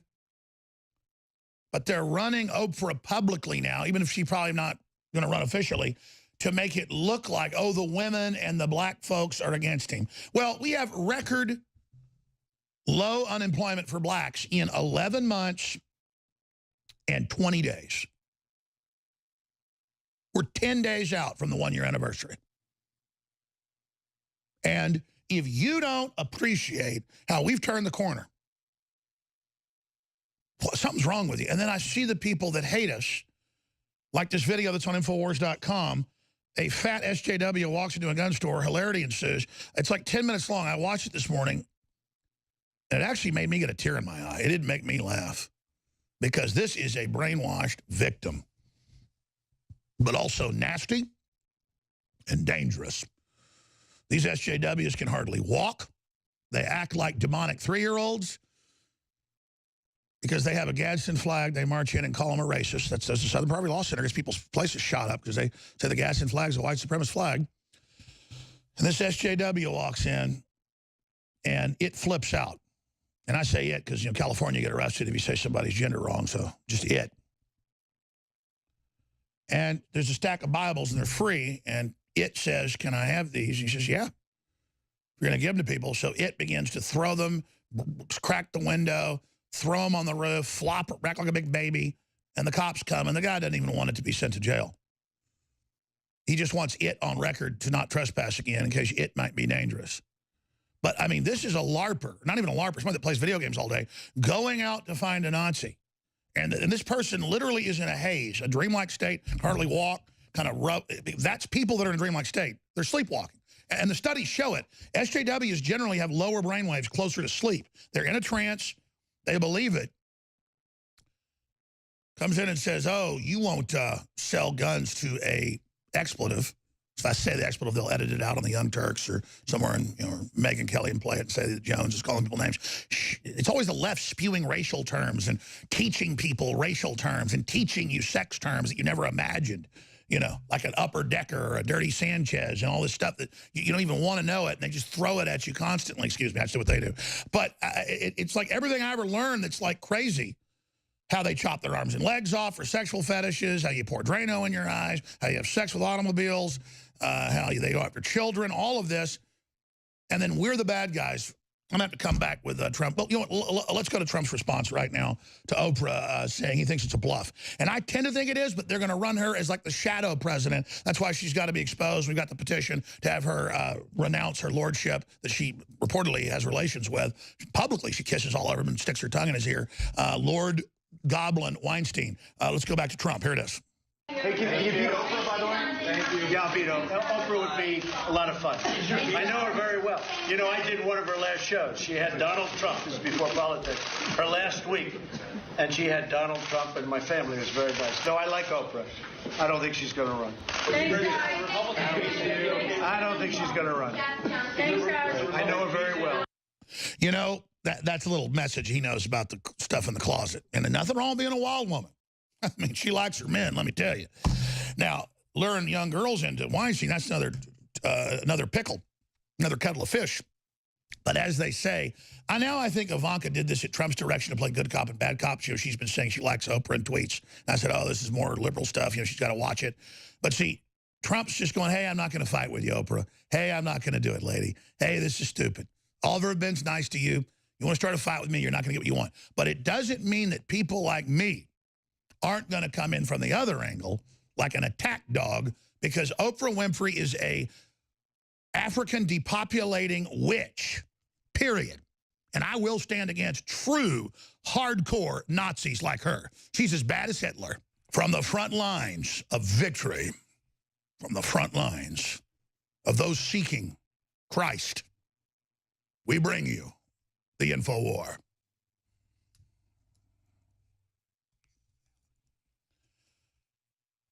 But that doesn't mean I'm a Pharisee. Doesn't mean I'm a glitterbug preacher up there telling you how good I am. I'm wicked. I've got just as evil a brain as the worst of those people out there, but they're missing a connection to God, and that's the difference.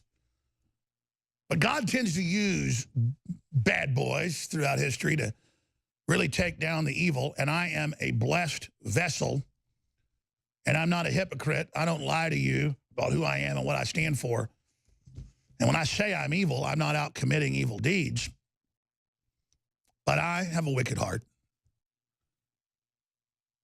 and I'm a vengeful person. And vengeance is God's. But the churches need to warn people about corrupt governments and evil systems.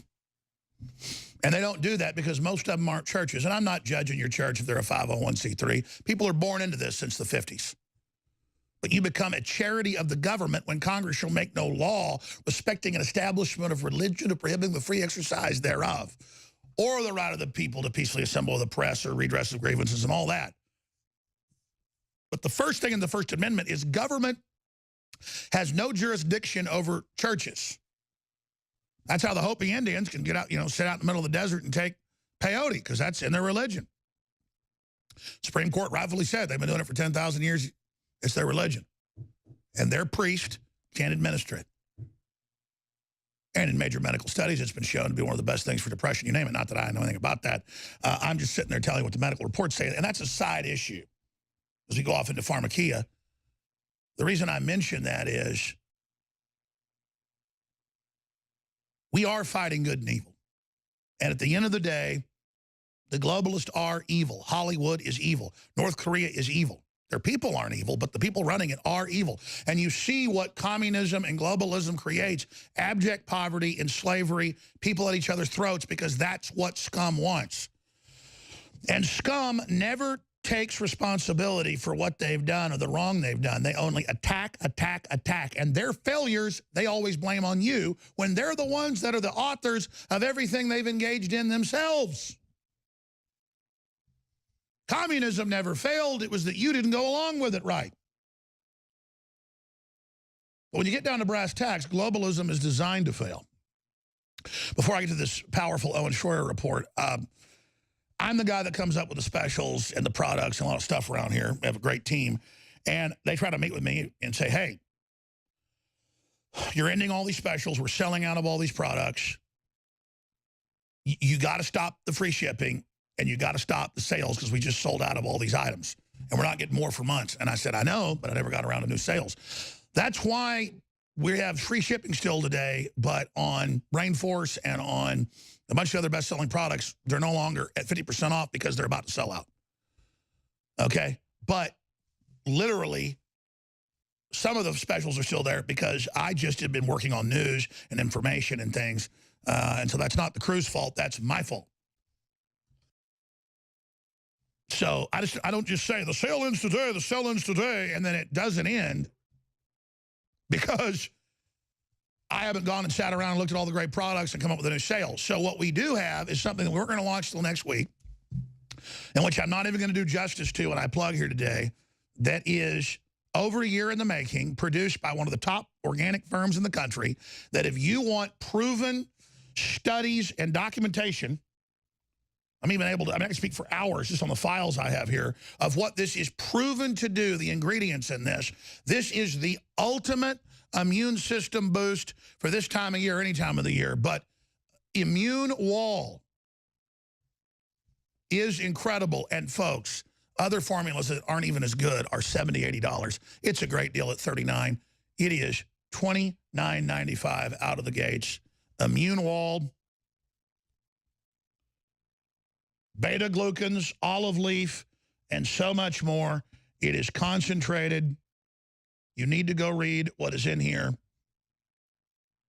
The mushroom blend of the most expensive, highest quality mushrooms that just incredibly accelerate. A citrus peel blend.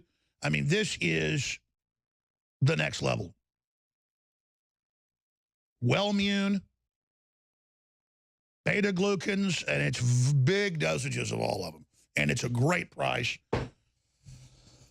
Most supplement companies mark things up 4 to 7 times. We mark it up 140% at retail, and we never sell at retail. We're always at least 20% off. Sometimes we go 50, and people have responded, but these aren't games where we raise prices and then we lower prices. Like they do on Black Friday, most companies have been shown, like they'll boost them the week before and then lower them the next week to regular price. We don't do that. These are really great deals. So for yourself, your children, your family, I give our vitamin B12 to my children. I give them, when they have a sore throat, the colloidal silver, and they're super healthy. And Immune Wall finally came in Monday. The 18-wheeler showed up Monday from the plant here in the U.S., and I was going to cut ads and have it all fancy rollout, but here's the fancy rollout right now because I'm literally wargaming our promotions and pitches just live on air because I just haven't done it. I mean, it's an amazing product. Page after, like, document cam shot, please. Look, master product development line, approved by the lawyers, the scientists, everything. You know, most things can't make claims. High beta-glucan medical mushrooms, citrus peel, olive leaves. Now modern science allows these studies ingredients scientifically with clinical trials to bring you the most potent formulas. And it goes through Well-Immune. The main ingredient helps prime immune system for support. It's got all the studies. This is certified. When traveling, strengthens immune cells to protect against harmful effects of stress, and is clinically proven to improve key immune responses. Well-Immune is clinically proven safe for daily use. You can boost your immune system year-round, activate the immune system, and help support. And then it's got all the studies right here and what it does. The organic turkey tail mushroom, the organic reishi, organic maitake, organic shiitake, organic orange peel, organic lemon peel. It's got everything in it right there, ladies and gentlemen. It's a vegetable capsule, and you owe it to your children. I mean, look at this page. Substantiated claim sheet. I'm just showing you the internal stuff approved by lawyers and the scientists. Just look at this. Look at everything it does. I mean, it's insane. I can't even go over all this. It's ridiculous. Strengthens your body's key immune factors. Produces enhanced immune support by helping activate the body's own defenses. Strengthens immune cells to protect against the harmful effects of stress. Helps support healthy functioning of your immune system.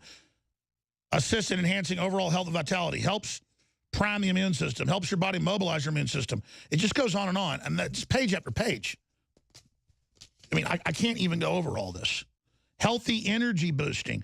Good for the heart. Good for the joints. It's insane how good these concentrated herbs are. It's now available, ladies and gentlemen, Immune Wall. I think it's beyond seasonal. This is something, particularly in the winter, though. Well, I was giving another leading brand that cost more to my children until this came in. And now this is what I'm giving them. And they look so good. They're so healthy compared to the other children. I'm just being honest. Everybody sees my children and says, are these kids like movie stars or something? Like glowing? What? I mean, what's going on here? And I'm like, man, I'm just feeding them organic food, and I don't even have to sit there at the breakfast table and the dinner table and make them take this stuff anymore. They just go over and, take it. And it's not drugs. It's just concentrated plants, good, healthy things. And, yeah, it's good to feed them the mushrooms themselves, and it's good to feed them the eggs, and it's the organic eggs and all of it. They're getting all that, but you add this, it just takes it over the top. So there is free shipping still in place. And it will be over soon. I just got to shut that off because it's still up on the site. Beta, glucan, olive leaf, and more. Immune Wall, InfoWarsStore.com, InfoWarsLife.com, or 888-253-3139. And again, there are still some of the best-selling items like the Real Red Pill 50% off, X2 50% off, and a bunch of others. But a bunch of them are gone because they've sold out. InfoWarsStore.com or 888-253-3139. And please, I didn't plug for the last hour and 50 minutes. I'm doing a little longer plug here. Support our local affiliates. Become sponsors. Whatever you spread the word about the local stations and spread the live links, videos, articles. You see the Globalist everywhere. The Google documents, the national lawsuits, everywhere. That's why I haven't sued Google yet. I told you I was because I've been talking to folks behind the scenes saying, don't worry, it's coming, and Trump's going to trust bust them. That's why they're so desperately trying to get him out, because busting up those trusts is the next thing to happen. These are anti-American groups. But that's all going to come after the fake news awards coming up in 8 days of our great maverick president, the scourge of tyranny, the man hated by vampires everywhere, the man hated by communists and dirtbags and filthy SJWs and evil witches like Hillary Clinton. Coming up, Gavin McInnes of HRTV is going to be joining us. HRTV, or CRTV, going from memory there. My head is spinning right now. I mean, it is just so insane, everything that's going on. There's just too much news. It's just getting crazier and crazier and crazier. When we come back, it's the top link on drudgereport.com. Wolf admits didn't interview any White House cabinet officials for anti-Trump book. But let's get to this powerful Owen Schroyer report. Here it is. So I don't know if have you been following Trump's tax plan at all? Yes, I have. And what do you think about it? Well, I think it's got some real issues. I mean, are you a supporter of Trump? Do you not like Trump? Don't like him. Okay, not a fan of Trump. So you probably, I mean, do you think you would like his tax plan? No. I think that it gives people money back, but it's under the guise of helping out the middle class, when in reality it kind of helps out his cronies and the people he'd planned to help out with to begin with. I'm not a fan of Trump or his tax plan. Well, I feel the burn. Yeah? Still do, but...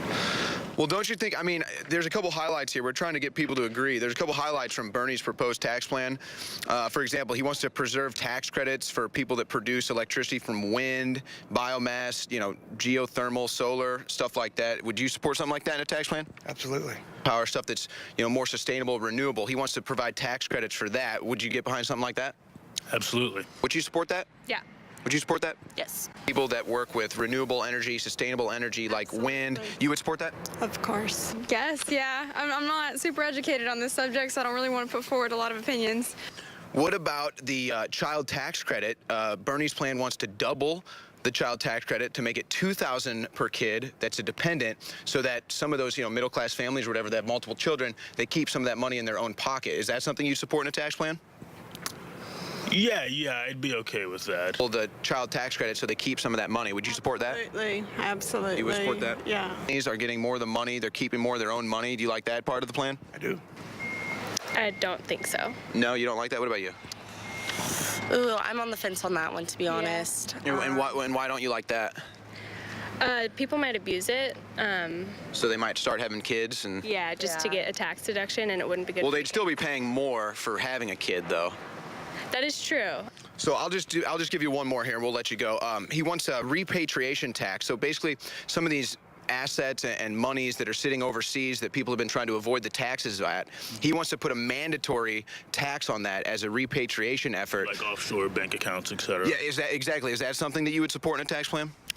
Yeah, definitely. And it sets a mandatory tax on that so that they have to pay for all those funds that they're trying to keep, you know, untaxed overseas. Would that be something you support too? Oh, yeah. That you can't just put these funds over there or have them sitting over there without taxing them. Would you support that? Yeah.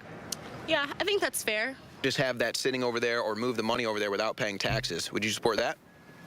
Yeah, if it would alleviate, you know, the taxes that lower-income families have to pay, then yes. Cold hard cash that these corporations and people have overseas, a mandatory tax. Would you support that? Finding it. Yeah, I support it, but it's so lawyered up and buried in, yeah, it's good luck finding it. Okay, so now what if I just told you, I actually just told you Trump's tax plan? Then, I mean, clearly I don't know what I'm doing. So how do you feel about it now? Then I have to relook at the facts because I don't trust anything that comes out of his presidency. Now, what if I told you that I actually just read to you Trump's tax plan? I'd be surprised. I'd kind of believe it, honestly. I'm really bad at politics and all this stuff. I'm science major. I agree with this. Okay, so now what if I just told you that I actually read you Trump's tax plan? I think those, you know, those are things that I'm speechless. You may not like Trump, but maybe some of his policies are good. We'll see. All right, well, that's what just happened. So you just said you supported his tax plan. Okay. Hey, thank you for your time, ma'am. You were wonderful. Have a great day, okay? Thank you. Fake news. Well, he's one of the founders of Vice. He's a famous comedian, filmmaker, and he, of course, hosts a very popular TV program with CRTV. Gavin McInnes is joining us for the next 30 minutes, maybe longer. And he wants to get into the very same things I want to get into. Oprah Winfrey and the president's response. Our story's top linked on the left-hand side of Drudge. Wolf admits that's the king of yellow journalism. I mean, CNN's the king of fake news entity, but he is the king of fake journalism. Didn't interview any White House cabinet officials for anti-Trump book, but then he said he interviewed everyone. So, see, they've been claiming Trump's lying, saying he never saw him, he was never in the White House. Then he learns, well, he's never in the Oval Office, Trump never met him.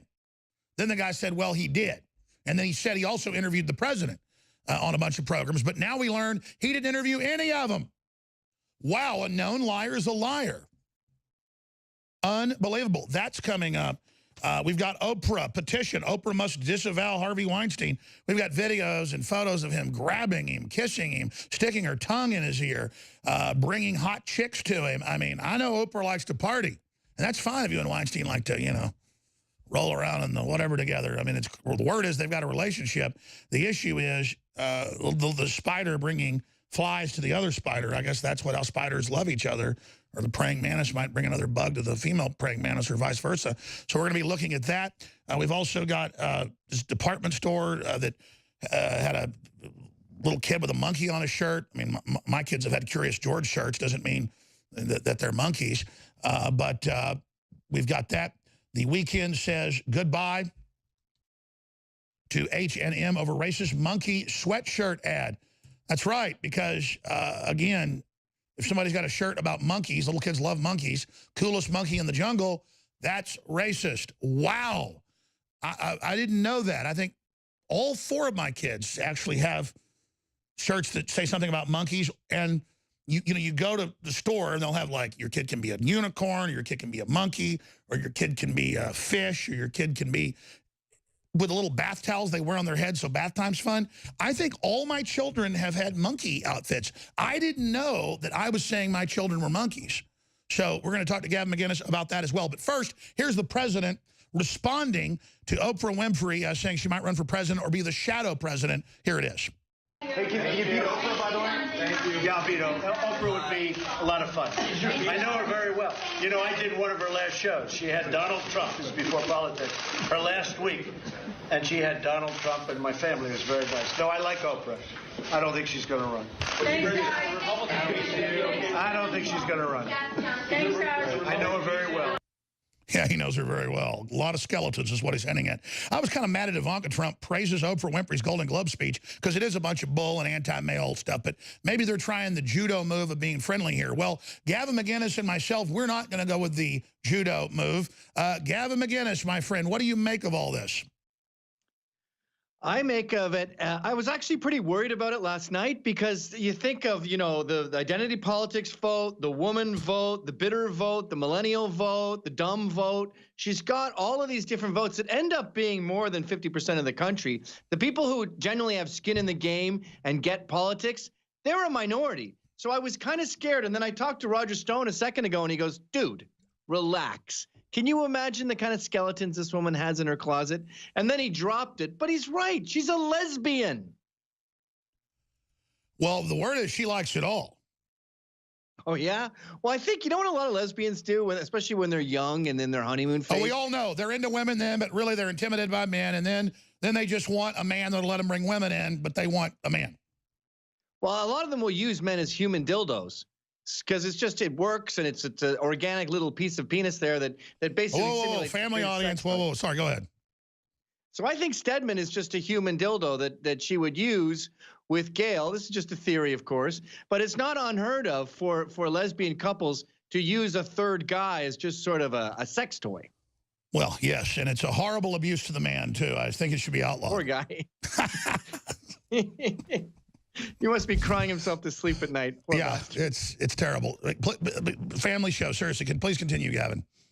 Sorry. So I just think that Trump was alluding to that, and we've heard stories of her paying off people to hide lesbian affairs. She tried to hide that her husband her brother was gay, died of AIDS. She's tried to hide the fact that she didn't really grow up in poverty. I mean, these stories do well on daytime TV. I had 2 pet cockroaches.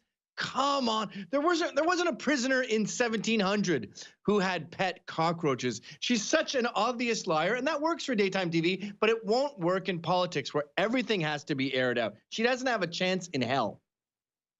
Exactly, but they're going to run her like she's this glorious woman that cares. Meanwhile, she's literally the wingman going out and getting tail, and I guess you're going to go ahead and say it. I'm going to say it. She's well known with Weinstein to enjoy tail together. The word is she gets in bed with, I mean, I got Hollywood contacts. I mean, people see Oprah and Weinstein. They go in the room with a couple hot young chicks, and it's party time. Well, you've seen that picture of her handing over that, I think she's a British R&B singer. Yeah, the hot blonde. The hot blonde. And the way Weinstein is touching her, I mean. And the blonde's holding on to her. The blonde's like a little monkey clinging on. The blonde is like, help me. It's like something out of ISIS, like Pakistan or something, where they're handing over these little boys to the other jihadists, and there's sort of this trepidation, like, am I doing this? Are we really doing this? Yes, it'll be okay, sweet one. It'll be okay. It's demon stuff. She's handing a woman over to a famous rapist. Yes, and when we watch the Golden Globes, too, we know Mira Sorvino isn't there because she said no.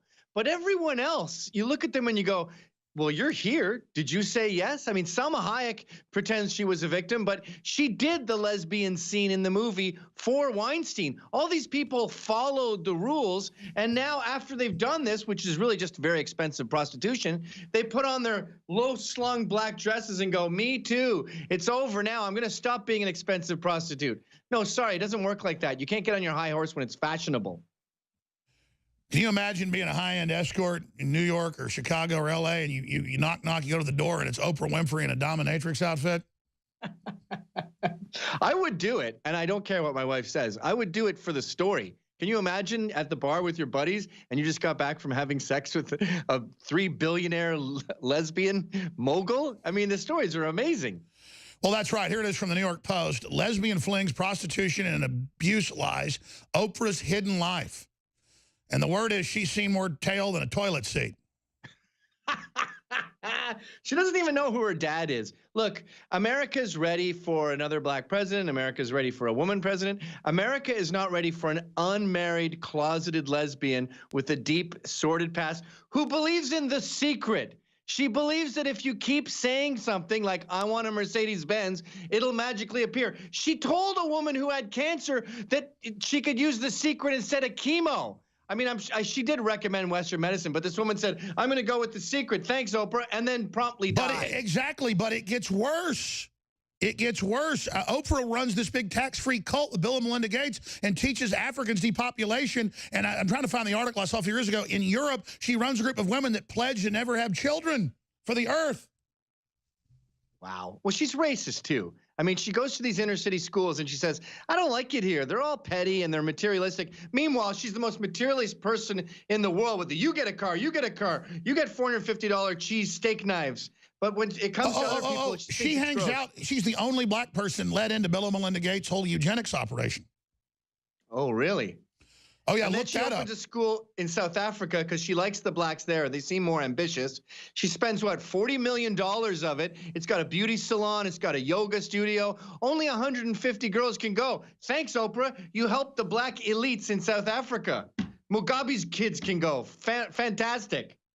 Oh, yeah. No, look into her and, quote, secret meetings with world leaders to push depopulation with David Rockefeller. I mean, it's insane. I want to come back with Gavin McInnes and continue along this line and get into Trump, Wolf, all this ridiculous garbage. We're going to get into fake news when he got this huge standing ovation at the football game yesterday, and then they said he was getting booed and showed people outside.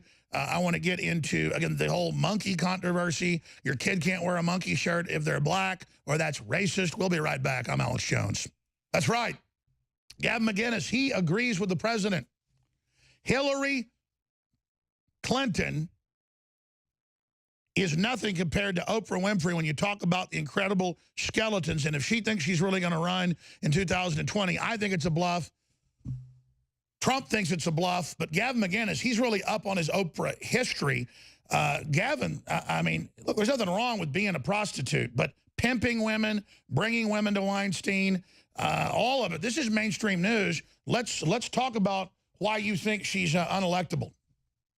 Look, her own mother said that you can take Oprah out of the ghetto, but you can't take the ghetto out of Oprah. She was remarkably promiscuous in the day, to put it mildly. She was turning tricks. She was basically a prostitute. And that's still in her DNA. So when she's with Weinstein and she's in this big world with these billionaires, she still has that ghetto mentality of, you want to try this girl out for a while? Let's try this girl. Hey, mind if I come along? And she's got the money to keep it all silent. But when you run for election, as we've seen with Trump, everything comes out. Things come out that weren't even true. And Oprah would never stand up to that kind of scrutiny. I mean, look at her whole life. She was such a slut. Sorry for the family show violation there. But she was such a slut. Her mother sent her to, what's his name, Vernon Winfrey. That wasn't even her father. It was just, this guy, by the way, deserves an award. He took this kid from the ghetto who claims to have pet cockroaches, slutting around like a prostitute, and turns her into a pillar of society, a stalwart businesswoman who makes billions. This guy deserves half her money. And she comes out of that and pretends that it's always been peaches and cream and she's perfectly normal. No, she's a sexual deviant. She's basically a pimp. And the idea of her even having a snowball's chance in hell as president is totally laughable. Sorry, libs. 8 years. You blew it again. Gavin, it's incredible. As I refresh my memory, her own biography says she was a teen prostitute. Well, that I'm sure fits right in Hollywood. You've got her sticking her tongue in Harvey Weinstein's ear, all over him, kissing him. Reports in the news, but of Weinstein and a bunch of hot young chicks with her arm in arm going into rooms. I mean, she is a maniac. And then you've got British starlets and others saying that she would lure women in and that Weinstein would say, meet Oprah, and then they would basically just pile on top here.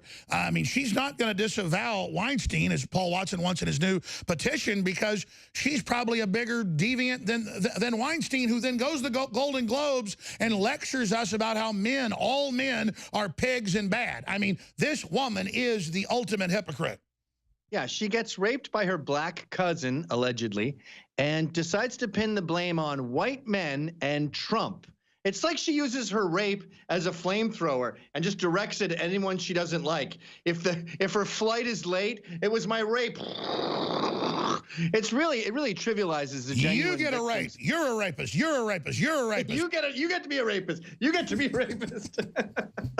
She's corrupt, and she's on the surface. You go, oh, successful black woman, smart, articulate, empowering. She delivers a good speech, president. Because as David Brooks pointed out in the Times today, there's a Potemkin village mentality with the left, and they just go Trump, evil, bad man.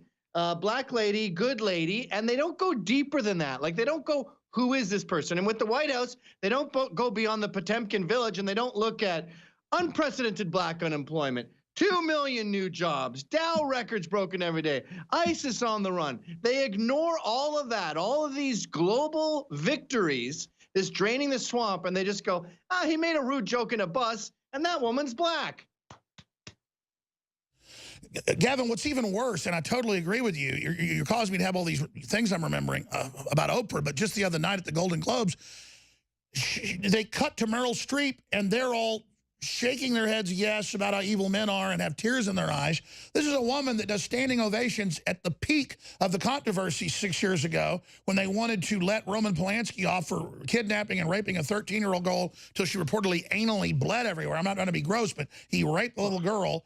And while reportedly another big movie star was there. And, oh, that's just breaking. The police have announced he can come back. The charges are dropped, even though he confessed to it and everything. And he was convicted and ran off. No future charges because Polanski, the statute of limitations is over.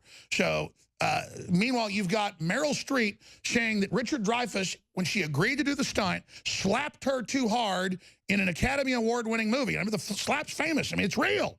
That's what you do in acting. I've been in stunts and stuff and got bloodied up. I said, I agree to do it. They said, you want a stunt man to do this? If not, you got to drop your knees to the ground. You got to get drugged by the police. They're going to throw you in there. And I got bloodied up. Wasn't even that big a stunt. The point is that she goes, oh, Richard Dreyfuss slapped me too hard. Oh, I'm traumatized. When she is literally, like Oprah, running around, covering up and pimping for predators. Look, we know what time's up means. It means I knew, we all knew, we let it go, but now the jig is up and everyone can see the casting couch. So starting today, we're not going to popularize it anymore. We're not going to ignore it. Ooh, how brave. You let 1,000 rapes go under the radar, and starting today, you say time's up. You're not going to allow rape anymore because it went public? Wow, what a crusader for justice you are. We're so impressed, you feminists. Oh, the left, the Huffington Post really attacked when I said, young girls think they're going to be movie stars. They get on a bus, they get off. Even the big casting companies are a front for porn, and they just say, you're not going to be in movies, but you can be a star here.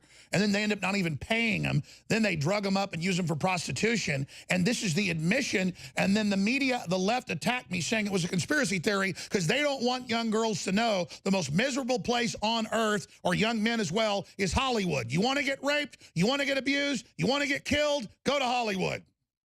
And we all feel that way. When we see kids on TV, when we see kids in movies, we go, oh, that's sad. Some parents don't love them. Some parents want to force their kids to to absolve themselves of a childhood and go make the family money by being a star, like the Phoenixes. The Phoenixes' mother forcing those poor kids. Juan Phoenix didn't want his kids to get involved in that. He wanted them to live in Costa Rica and have a fun life. But no, they got to get into Hollywood. So you get raped once in a while. We're all going to be rich. And it's the same when you see these women in movies. You think, wow, you want to be famous and rich so bad you're willing to prostitute yourself.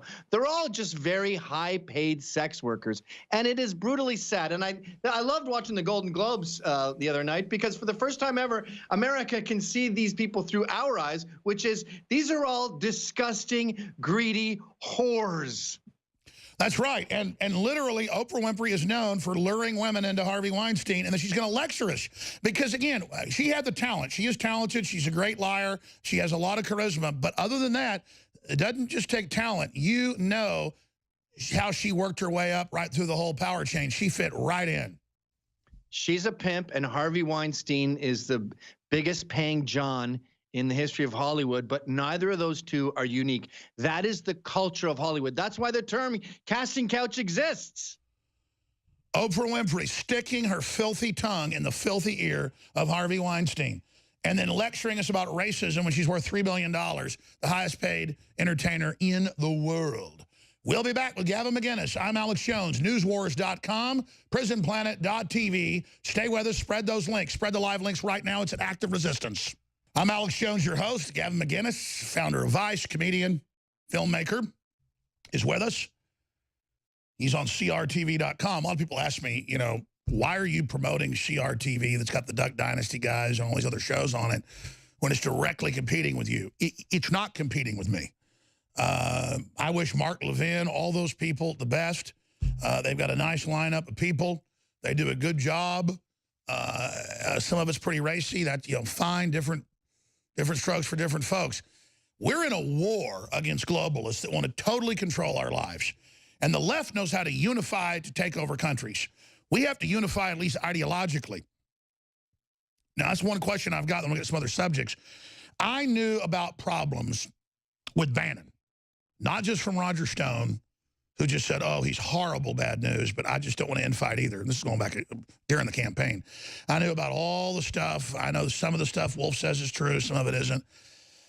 But not just from Stone. I have a lot of other sources, I mean, and I'll leave it at that. We're not just talking about your normal political sources. I'll put it to you that way. Bannon was behind the whole deal with the mafia dossier, but that was pure bull, so it didn't go anywhere. With Ted Cruz. So Bannon knew he was beaten about 8 months out from the campaign, and that's when he went total Trump, and then they got him in there. And it just looks like he's not an evil guy. He's just a total opportunist. And people like Steve Miller are great. But when I talk about infighting, I see other talk show hosts, people in the news going, well, we're not like that fringe Drudge or the fringe InfoWars. It was some mainline conservative group saying that wasn't even important. I saw it in a couple places where they want to go, we're establishment Republicans. Don't they get in this time and place in history, being a libertarian, being a patriot, it's just about common sense. That's what people want. It's uncool to be seen as the establishment. It's uncool to be toadying, trying to get into the White House or trying to be, you know, part of the in crowd. I don't need to go be in the in crowd. I built the info war in Austin, Texas. We have the most viewers. We have the most listeners after Drudge. I hope Drudge gets 5 times bigger. I'm not like going, oh, one day I'll be bigger than Drudge. You know how dangerous that is? I want to see CRTV take off, which it is taking off. I want to see it huge. And I want to, and I did the same thing to my own detriment and the country's detriment. I waited too long on Bannon because I just hoped he'd pull up. I know it's terrible stuff. And if he wants to play around with me or something, that's fine too. I'll get nasty like I did with Glenn Beck. The point is that how do you weigh that and all that? You got to do the full hour now because I got other questions for you, Gavin. We only got like 7 minutes left in this segment. How do you weigh that? Because notice you're not an infighter either. But everybody else wants to be like we're in high school again, you know, trying to be, you know, the cool kids. The cool kids in high school weren't at high school at prom. They were hanging out with,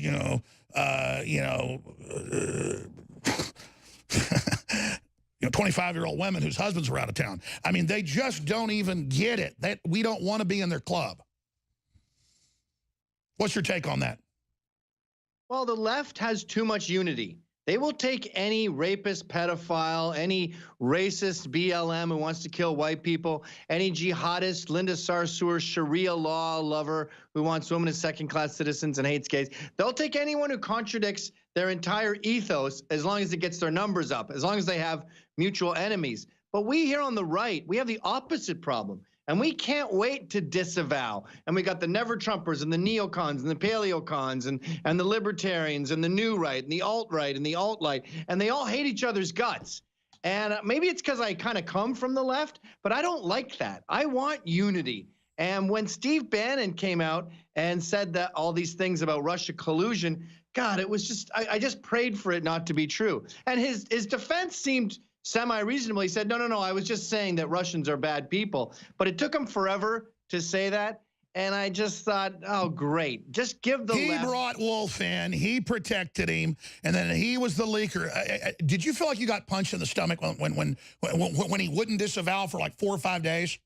It did. I just saw Bannon at Horowitz's Freedom Weekend, the Restoration Weekend, and he got up there on the podium. He did a bunch of different speeches that weekend, and he talked about how Trump is a man of the people, and he talked about how stupid the media is, and how evil and incompetent they are, and how Trump's a rock star and he's a hero. And I thought, finally, we have someone who understands Trump. And then a few days later, Mr. Two Dress Shirts at Once can't wait to tell us how incompetent he is. And it's just, like, keep it to yourself. This isn't the way it works. I was talking to Stone about this. He was trying to have his cake and eat it too. Look, it's all strategic, and I have the inside baseball. I just want to put a final nail in this guy so he doesn't come back like the plague, come back like herpes. I'm not going to say it. The point is, he strategically to his own audience sounds like the best thing ever, basically lifting what I say and other patriots say. I'm just saying. Which is fine for people to do that word for word, but then don't stab us in the back. Because I want to write the talking points for the big takeover and the victory, and we're starting to do it, restoring things. But then to the other audiences, he does what he wants there to play the Machiavellian game. And there's not room for Machiavellian crap. The straight-on, straight-shooting attack is the way to win. Yep, and these lies run sprints, the truth runs marathons, and look at how many failed attempts the left has had. This Michael, what's his name, Wolf book will be done in a couple days. We'll realize how much of it was not true. We already lost Russia. We've gone through the sexual allegations. We've gone through the show us your tax records. We've been through so many week-long hypes, and they just let that go and jump onto the next one. And they're showing themselves for what they are, a crazy ex-girlfriend who had too many gin and tonics and wants to burn your house down. The left has become Left Eye Lopez, and they're about to die. You're absolutely right. And the only reason I brought up Bannon is because I, just like you, that's why I like you. You never infight, and I never do. It's just that when do you finally denounce somebody? Because I love Breitbart. They do great work. Do you think Bannon can actually stay there and not cripple it? Yes, I mean, I've heard talk that they're going to focus on Pence now and be less supportive of Trump. I'll abandon Breitbart when they abandon Trump or they abandon the truth. But I'm just kind of dropping the Bannon thing and saying, well, that's disappointing. Let's move on. Well, let me give you this last piece of intel. This last piece of intel. I was told by multiple high-level political operatives who've never steered me wrong that Bannon brought in the generals, brought in the 25th Amendment deal, and actually had this plan to come out now, even if he was in the White House or not, to make the 25th Amendment move on the president. But he's so strong and beaten all the Russiagates that Bannon hedged his bet with all this, thinking he'd be protected with what he said in that book. And I was told this 6 months ago. Wow. So Bannon was crapping on Trump so that when Trump gets impeached or Trump gets kicked out, Bannon could say, I told you so. I never really liked that guy. Yeah, and exactly now the word is Breitbart's going to go against Trump and be pro-Pence. That is outrageous. That makes me sick. That's the problem with the right. We get into this high school stuff. I saw this at Fox News in the green room with stabbing the back of young conservatives because they were young whippersnappers and they didn't deserve to be here. They didn't deserve their place. I love Crowder and Shapiro and Andrew Klavan. I love lots of little never-Trumpers. As long as you're not an alt-right Nazi, you want less government? Come on in. Let's dismantle the government. And when they lost, they got on board, admitted they were wrong, and are now cheerleading America's Renaissance. I don't know what the solution is. I think the solution is, as you say, just more content, more talking, more truth getting out there. You know, your model with this CRTV isn't competing with me is the same as the free market model, which is there isn't a finite amount of pizza. There's not one pizza. You guys are going to wake people up that come to me. I'm going to wake up people that come to you when they try to censor us. Our answers grow, get big, get all over TV. I hope you get on every TV station in the country. I'm going to subscribe to it. Exactly. We've got to grow to beat the enemy. There's not a finite number of slices of the pie. There's infinite pies. And similarly, there's infinite information out there. There's infinite truth. There's infinite conspiracies. There's infinite lies out there. And we have to get our numbers up to fight all these, to win. Non-zero sum game. One more segment to get into the other topics you want to cover. This is the best interview ever with Gavin McInnes. I'm Alex Jones, and I just feel so good the truth has been told here. CRTV.com, newswars.com. Spread those links. We'll be back. You know, I've really thought about revealing this for a while, and I'm going to go ahead and line up some guests if they're willing to come on about it. But I've got several sources that told me 8 months ago, 6 months ago, exactly what was going on. And now that I've been just talked about it 10 minutes ago, my phone's blowing up. But they told me Bannon and Pence are planning a 25th Amendment purge of the president. They've brought in these generals, at least 2 of them are bad, and they're working with the deep state to then develop this program to remove him via the 25th Amendment if the Russia thing doesn't work. And then they added the information that, again, Trump was unaware that Bannon was bringing in people to prepare these stories for takedown and books.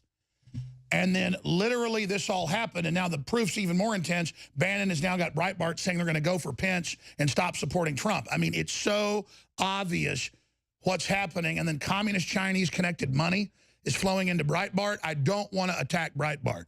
But if Breitbart attacks America's recovery, we're coming for you politically. Good Lord, I am sick of the incredible level of treachery. Now, our final segment with Gavin McInnes, and he's got several big stories he wants to get into because you've got this world department store chain. Tell us about this latest controversy that's breaking right now at Infowars.com, and it's also on DrudgeReport.com. So H&M, a huge chain, $18 billion corporation, they have this innocuous little sweatshirt for kids. It says the kookiest monkey in the jungle or something like that. Coolest monkey in the jungle. And the model for it happened to be a black kid. So they obviously didn't see any correlation because it's not 1920s America and we're not a bunch of blind hillbillies that have never seen a black person before. So they just said, yeah, that sounds good, assuming the parents who put the kid in the shirt also thought the same, but these race-obsessed, myopic losers go, well, that's clearly racist. A giant corporation is trying to call black people monkeys, and what they do is they bring these ghosts of the past, these racist Klansmen from the past, and they inject it into modern society and make racism where there was none. So now H&M is on the defense, essentially apologizing for not being racist because they didn't notice. And we've got, you know, pop stars like The Weeknd and now Nicki Minaj having to distance themselves from something that is clearly not racist. I mean, imagine it was Halloween, right?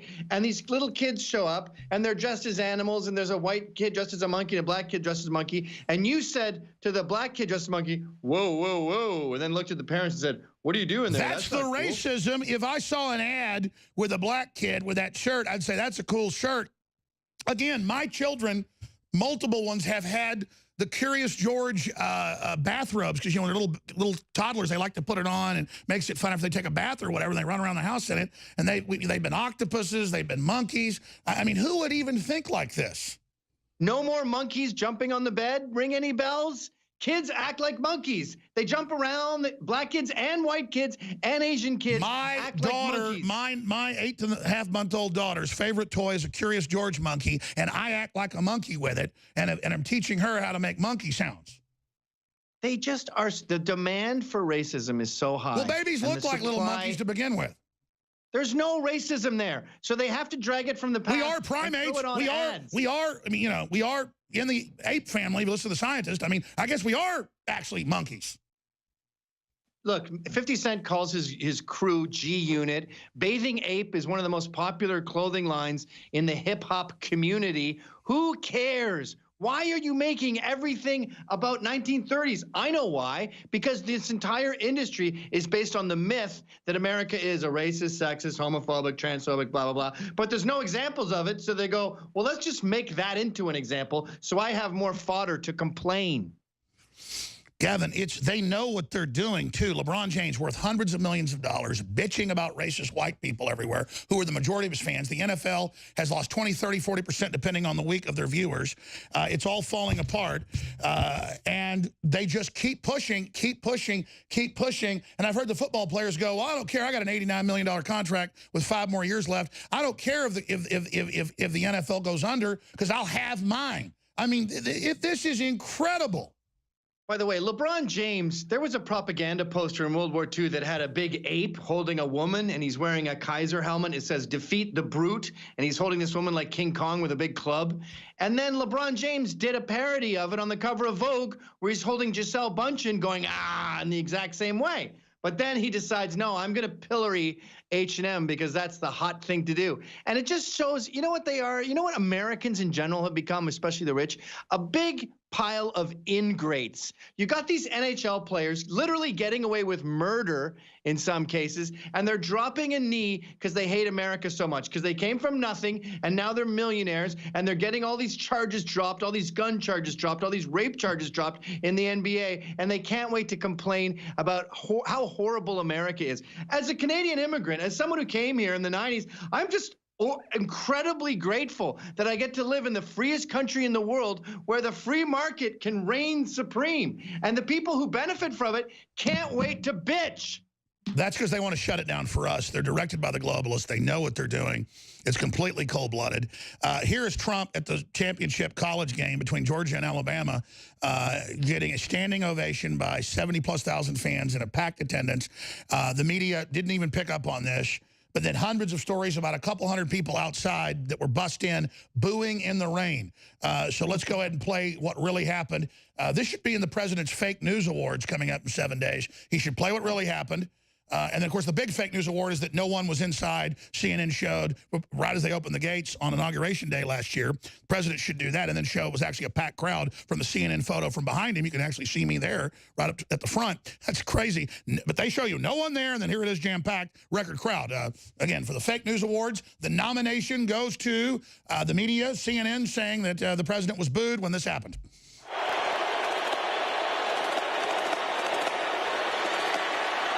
And that's right after they announce him. Can we back it up when they announce his name? Yeah, let's back up to the beginning. I know there's like 5 minutes of them cheering him, but here it is, folks. This is what happened. Welcome, members of the ROTC units from the University of Georgia and the University of Alabama, joined by our President, Donald J. Trump. Oh, Donald J. Trump. It goes up 6, 7 times in octave. Okay, ROTC. The Elvis Presley in 1956. They're throwing their panties at him. Okay, now let's go to the next one. The news didn't show this anywhere. This is all over the place. The president booed at the game. CNN. No, not at the game. Outside in the rain. Here it is.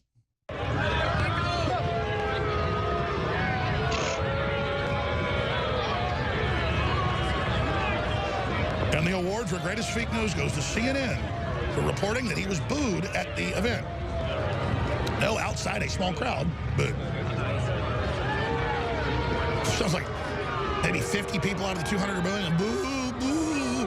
Why'd I get bussed here? Boo, boo. All right, Gavin McInnes.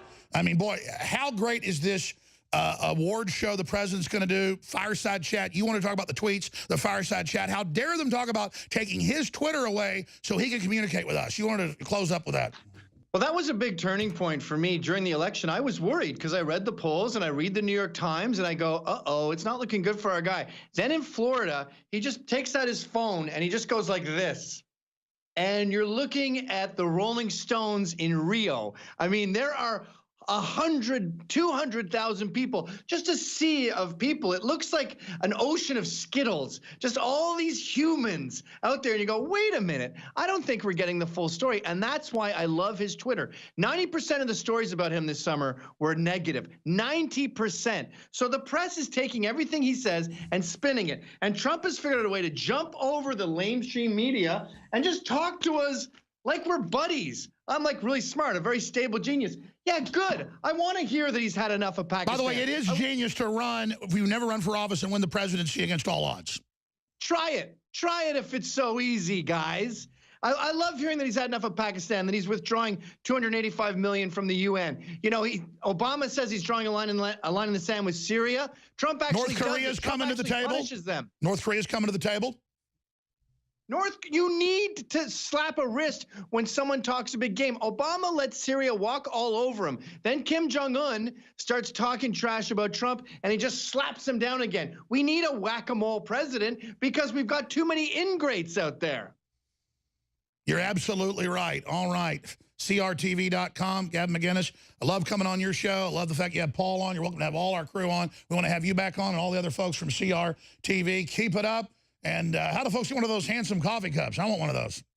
Go to CRTV.com right now and sign up, and you get $10 off and a free mug with my mug on it. All right. And, folks, they didn't get rid of the free shipping at InfoWarsStore.com, but a lot of the sales have ended. But we appreciate your support as well. And we have coffee mugs at InfoWarsStore.com. But whatever you do, spread the live links. Okay, I'll introduce Paul Watson with huge breaking news. And hour number 4 straight ahead. Please spread the live links at the local station you're listening to. We're in an info war, and you are the front line. All right, linked up on Drudge on the left-hand side. Wolf, that's the charlatan of charlatans, admits didn't interview any White House cabinet officials for book, but we have the clips, and they even found it, just not me even asking. We're going to play that at the start of the next segment that Paul Watts is taking over. We have the clip of him saying, oh, I interviewed the president. Well, no, he never even saw the president. Bannon would sneak him in the back door. And people are like, what in the... Gorka's like, what are you doing letting this guy in? They use that like, oh, Gorka admits they knew he was there. Yeah, because Bannon told Gorka. And by the way, I don't trust anybody Bannon brought in now. Okay, I know his Gorka was like posing in like hundreds of photos of him shooting guns, and I don't like that Alex Jones. And the big thing is, I'm not going to go down to their level. It's just that, dude, all you guys are nobodies that hijacked a movement that George Washington right through to Matt Drudge and Alex Jones and Paul Joseph Watson and our listeners built. We are the info war. We are the future. And you guys have been caught hijacking things. Paul Watson, I'm going to host with you a few minutes. It's great to have you on twice today. Everybody loves you. Gavin McInnes was on fire earlier. But I don't want to get into infighting, but I'm not going to sit on huge, big things anymore just because I don't want to be an infighter. I'm going to go ahead and see if I can get the people on who knew the backstory about Bannon, because he now, I guess, wants to go after Trump and support Pence. That's exactly what I was told, that the generals were brought in, Pence was working with them, and that they're looking at a 25th Amendment deal as their backup, you know, if something happens to the president, and that none of them ever leave town at the same time, you know, because, oh, they got to be there to babysit and all this other arrogant crap these guys talk about. Same thing we see all the time. And that they had this book time for right now when they were going to be moving with the Russia stuff and the 25th Amendment, but all that's hit a dud now. And Bannon thought they'd launch this, that they would then be taking Trump out now this year with his triggering, but instead it blew up in his face like every other attempt. And I was told that was the plan. And I was told stuff that was in Wolf's book, but twisted, now that I've had a chance to read the book. And I just cannot believe how good these sources are. So what do we do about this? What do we do about this? The book itself is, I mean, everybody's going to have forgotten about it in a week's time. The 25th Amendment's never going to happen. You need 2/3 of the Congress and the Senate and the vice president to, and most of Trump's cabinet to mutiny on him. It's never going to happen. And like I said in the video, there's more chance of Hillary Clinton representing America in ice skating at the next Winter Olympics. Not going to happen. Just again underscores their complete desperation and their complete hypocrisy. You had Brian Stelter, your favorite CNN host, Alex, who in 2016, over and over again, reckless conspiracy theories. How dare you even discuss Hillary Clinton's health? He's up there 2 days ago saying it's incumbent upon every serious journalist to ask questions about Trump's health. Even though this guy's basically a fraud, he's got no direct access. He's made up stuff in the past. You can't even get this book edited properly before it's published. It's complete baloney. And as I said in the video, Trump's not insane. You're insane. We're talking about people who literally start taking medication because they're triggered by Trump's tweets. And I include examples of that in the video. And by the way, they've been driven insane by Trump, and it's projection. They're pointing the finger at Trump because that's all they've got left. They're scraping the barrel, and it's pathetic. Well, that's right. And, you know, they're saying I'm mentally ill. The young turds are that deny the Armenian genocide, get Islamic funding out of Gulf dictatorships. They're saying I'm insane. I mean, a lot of that was tongue-in-cheek I said about Stelter. I'm just saying that photo of him with that smile, does he not look like the creepiest person you've ever seen? Like creepy Kane or creepy, I mean, Wolf and this guy look so creepy. And then they said, I said it on a bunch of shows because they're Jewish. I didn't even know if Stelter was Jewish. Then I looked it up, he wasn't. It's total insanity. He's definitely a soy boy by the looks of it, but that's neither here nor there. The Yale psychiatry professor, though, Alex, her big evidence for Trump being insane was that CNN tweet from 6 months ago. Like, that's all they've got. That's their big evidence. It's absolutely pathetic. Well, in my rant, I said Hillary looks evil, this guy looks evil, and so does Wolf. They cut all that out and then say, being ugly's code for Jewish. And they're the ones injecting all this race stuff. It's crazy. Now, I got to be careful here because what mainstream corporate whore media does, funded by George Soros, Media Matters and others, they put out the talking points for the rest of the prostitute media to repeat, is I'll do big breakdowns with articles, videos, proof, mainstream news. And then later, hours later, I'll just mention what we already covered, and they'll grab that clip, edit it together, and say, Jones attacks Oprah Winfrey in a homophobic rant claiming she's a lesbian. No, I said, nothing against her that she likes women. I'm not going to judge people. I'm a Christian, but I'm a libertarian. Why is she closeted about it? And she was admittedly a child prostitute and then brought women to Weinstein, has been seen with women with Weinstein, sticking her tongue in his ear, doing all of this stuff. And you have major actresses saying that she lured them there for Weinstein. And this is what she's known for, ladies and gentlemen. And so they then spin that into Alex Jones hates lesbians. It's like I did a report off a Discovery Channel show where there's the phenomenon where they're creating new acronyms, hundreds of them, where people have sex with appliances and cars. And I was tying it into sex with robots. Why would you want to have sex with a rubber mannequin? But I said, I guess there's these big fetishes where you catch a guy in your garage, you know, having sex with a tailpipe. They spun that and said, Jones in an anti-gay rant says gay men will rape your car. And I had a guy on the street say, man, I saw an article in my Yahoo feed that you say gay guys are going to rape our cars, Alex. You know, not all us gay guys are, you know, liberals, and I don't appreciate that. I've been a listener. And I went, did you see me say that? He goes, well, no, but I said, yeah, it's lie, okay? I mean, I don't have to sit here and prostrate myself either, or sit here and basically lay down on my belly because it doesn't even matter. I don't hate anybody as long as they don't hurt somebody else. But you've got major H&M World store being boycotted because they showed a black young man wearing a shirt that says monkey on it. Just like, let's ban the name of this hall because it says Lynch. The last name's Lynch, but don't get rid of Loretta Lynch. And then all these stars and people are leaving, and they're so mad at their sponsorship when it's the opposite of racism to have a shirt that says coolest monkey in the jungle. When everybody gets apparel for their kids, it says they're a monkey. That's one of the most common things other than T-Rexes. Paul Watson, you want to comment on the whole Oprah Winfrey thing and her up there pontificating to everybody in our face, telling us what to think, telling us what to do, telling us how we're bad to women, declaring a war on men and how she's going to fight Trump. And then she's virtue signaling to Meryl Streep that, you know, defends pedophilia and the rape of young girls, literally. You cannot make up how ridiculous this is, and that's why Trump said, oh, I don't think she's going to be running. No, I know her real well. I don't think she wants that. He's saying, lady, you got more skeletons in your closet than a mausoleum. Paul Watson, what are they thinking? Well, that was a bang average speech to begin with. Just because you've got a bunch of out-of-touch celebrities with crocodile tears in their eyes boo-hooing over it doesn't make it good. In fact, there was a tweet that somebody put out, I think this encapsulates the situation. It says, only Hollywood would treat getting caught enabling and engaging in nearly systematic sexual abuse as the perfect occasion to lecture the rest of us on the issue. And that's exactly what she gets up there and virtue signals in front of all those other celebrities who were in on it, who covered up for him for years. And she's the big moral guardian of the sexual abuse of women. Absolutely incredible. Now you've got this messianic insanity that we saw with Barack Obama, you know, our Lord and Savior, Barack Obama. Van Jones came out on CNN and called Oprah the queen of the universe. She's like literally walking on water and healing cancer now, Alex, just because of that one 9-minute speech where she said, oh, yeah, sexual assault of women is bad. She's the new Jesus right now. He went on Anderson Cooper and said she's the queen of the universe. They can try and get that clip later if you want. So we're starting to see this messianic call because the Democrats have got absolutely no one else on the bench whatsoever. They're going all in with Oprah, even though now some of her closest friends are saying she's probably not going to run at all. And it's okay. It's okay. Hypocrisy on top of that. It's okay that she was a streetwalker. It's not okay that she did it as a young teenager.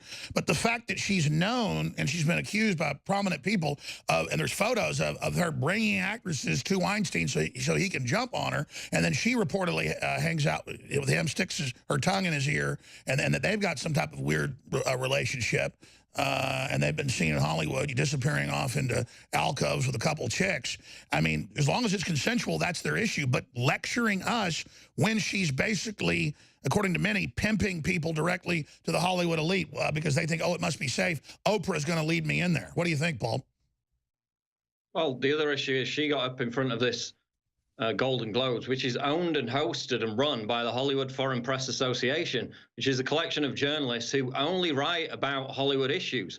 What did they write about the sexual abuse scandal that was well known in Hollywood for the past 20 years? Absolutely nothing whatsoever. Yet they're the big moral guardians of it all now. It's incredible how they've turned this round, and now they're just blaming like all men or all white men. When it's their problem, they covered it up.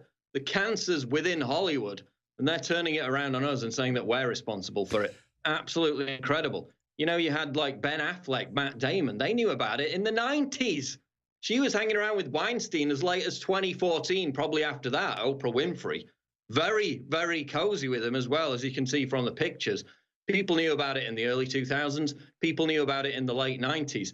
You have Meryl Streep getting up in 2012 and calling Harvey Weinstein God, the Punisher, while she, you know, applauds literally a pedophile who raped a 13-year-old who, by the way, L.A. just announced, even though he's an admitted child rapist, statute of limitations, he can come back after raping the little kidnapped little girl anally till she bled everywhere.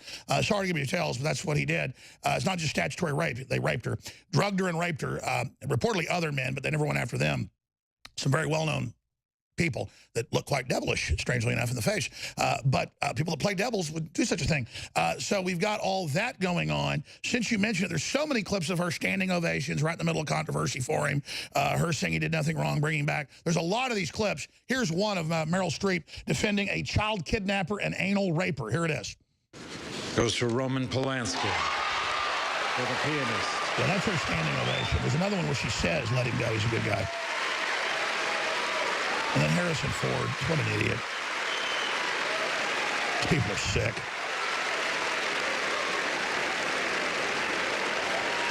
Martin Scorsese's an idiot, even though he's a good director. Jack Nicholson, no wonder he's standing up. Yeah, yeah, old Jack, I bet you do. Yeah, I bet you really do stand up there, buddy. And you got Weinstein rubbing his belly.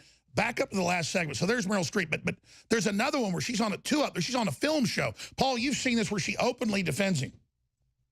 Yeah, that was 6 years after the one that you just watched. So that was during the Oscars. Yeah, we've got it. We've got it. They found it. Here it is. Let's play Meryl Streep just gushing over a child rapist. Here it is.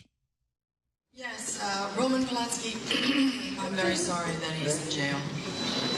Oh, he dies. Goes to Roman Polanski.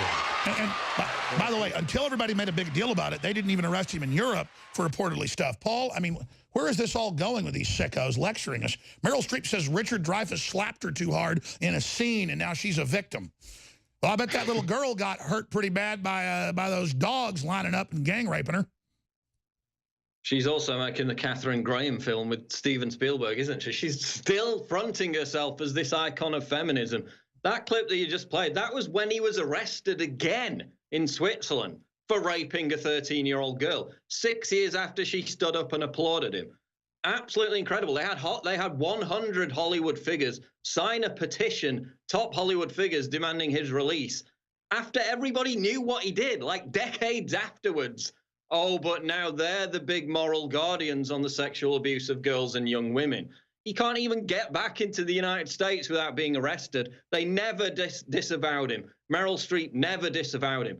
Now you've got all these new people coming out who say that he raped them when girls were 15. Renate Langer, the actress, German actress. Another British woman called Robin N., an actress that accused Polanski Paul, of you're raping her when taking she over was right 16. now. They're getting you that clip where they say Oprah's a god. A lot of the people that are into pedophilia were abused themselves, and a lot of the girls that were, they then become the Renfields to the men. And a lot of evidence shows Meryl Streep and Oprah Winfrey are just that. That's right. That's right, ladies and gentlemen. We'll be back with Paul Watson. We're live. It is Tuesday, January 9th edition of the Alex Jones Show, 4th hour. We're talking about, of course, the big story of the week so far. Oprah Winfrey. Variety reports Gayle King, Oprah Winfrey, not considering 2020 bid, but is intrigued by the idea. CBS This Morning host Gayle King said she does not think that her best friend, Oprah Winfrey, has changed her mind about running for president. Publicly, she has dismissed the idea. King said she talked to Winfrey on Monday after a day of speculation about her intentions. The response was so great it generated talk in traditional social media. Of course, everybody exploded in deity-like worship, as we're going to play here in a second. But Winfrey's best friend went on to say, quote, "I absolutely don't think her position has changed. I was up talking to her late last night. I do think she was intrigued by the idea. I do think that basically she doesn't really know. But it looks like Winfrey's not going to run at this time. Obviously, if she gets drafted by the amount of hysteria and messianic fervor that we've seen from the left over the last 24, 48 hours, she may not have a choice. Van Jones has come out on CNN and basically said that she's the queen of the universe and can do no wrong. Maybe she's going to walk on water and cure cancer. We've got that clip from CNN. Here it is. Van, as you consider this possibility, what do you see? I mean, obviously, people would have said Donald Trump could have never been president, and he's president. Well, the question is, does she want to be demoted from queen of the universe to president of the United States? That's the only question. If she wants to do it, she can do it. She is probably the most beloved human being on Earth. She's probably the most beloved carbon-based life form on Earth. If she runs, she will destroy anybody in front of her. The question is, does she want to do it? I've talked to a lot of people who are close to her, who are around her. There's basically, bedlam in Oprah land right now as people, people are begging her, please run, please run, please run. But she's given no indication that she has moved off of her position, that she doesn't want to do it. I will say that speech last night was extraordinary. That speech, she did in 9 minutes what Barack Obama did in 17 minutes in 2004. All right, we'll leave it there. That is Van Jones worshipping Oprah Winfrey. The queen of the universe can do no wrong. She gave an astounding speech. No, she didn't. She gave a bang average speech, let's be honest. What kind of bravery does it take to get up in front of a bunch of people who are guilty of the very thing that you're lecturing everyone else about? Covering up the sex abuse scandal for 20-plus years. Now, does this mean that Oprah Winfrey hasn't got a shot at becoming president? No, it doesn't. She's got a very good shot, given that the Democrats have virtually nobody else to even take on Trump. Breitbart reports election betting odds place Oprah 2020 ahead of every Democrat. When it comes to predicting who will be president, electionbettingodds.com shows that actual people betting actual money in this category put Oprah Winfrey at the top of the Democratic heap. She's got 8.5% on this betting website, which places her above Senator Kamala Harris, Elizabeth Warren, Bernie Sanders, Michelle Obama, Joe Biden, all of them. Oprah is right at the top. Hillary Clinton still at 1.6%. She just won't seem to go away like a turd that won't flush. But Oprah Winfrey, according to the betting odds website, is the preferred candidate for Democrats, the most likely candidate as it appears in the run-up to the 2020 election. Now, some Republicans are out warning that she's going to be a very strong candidate. Sonny Johnson says if Oprah combines the economic message with culture, GOP won't have a chance in hell in 2020. Republicans and the broader conservative movement must not underestimate the political potential of Oprah Winfrey as a Democrat presidential contender in 2020.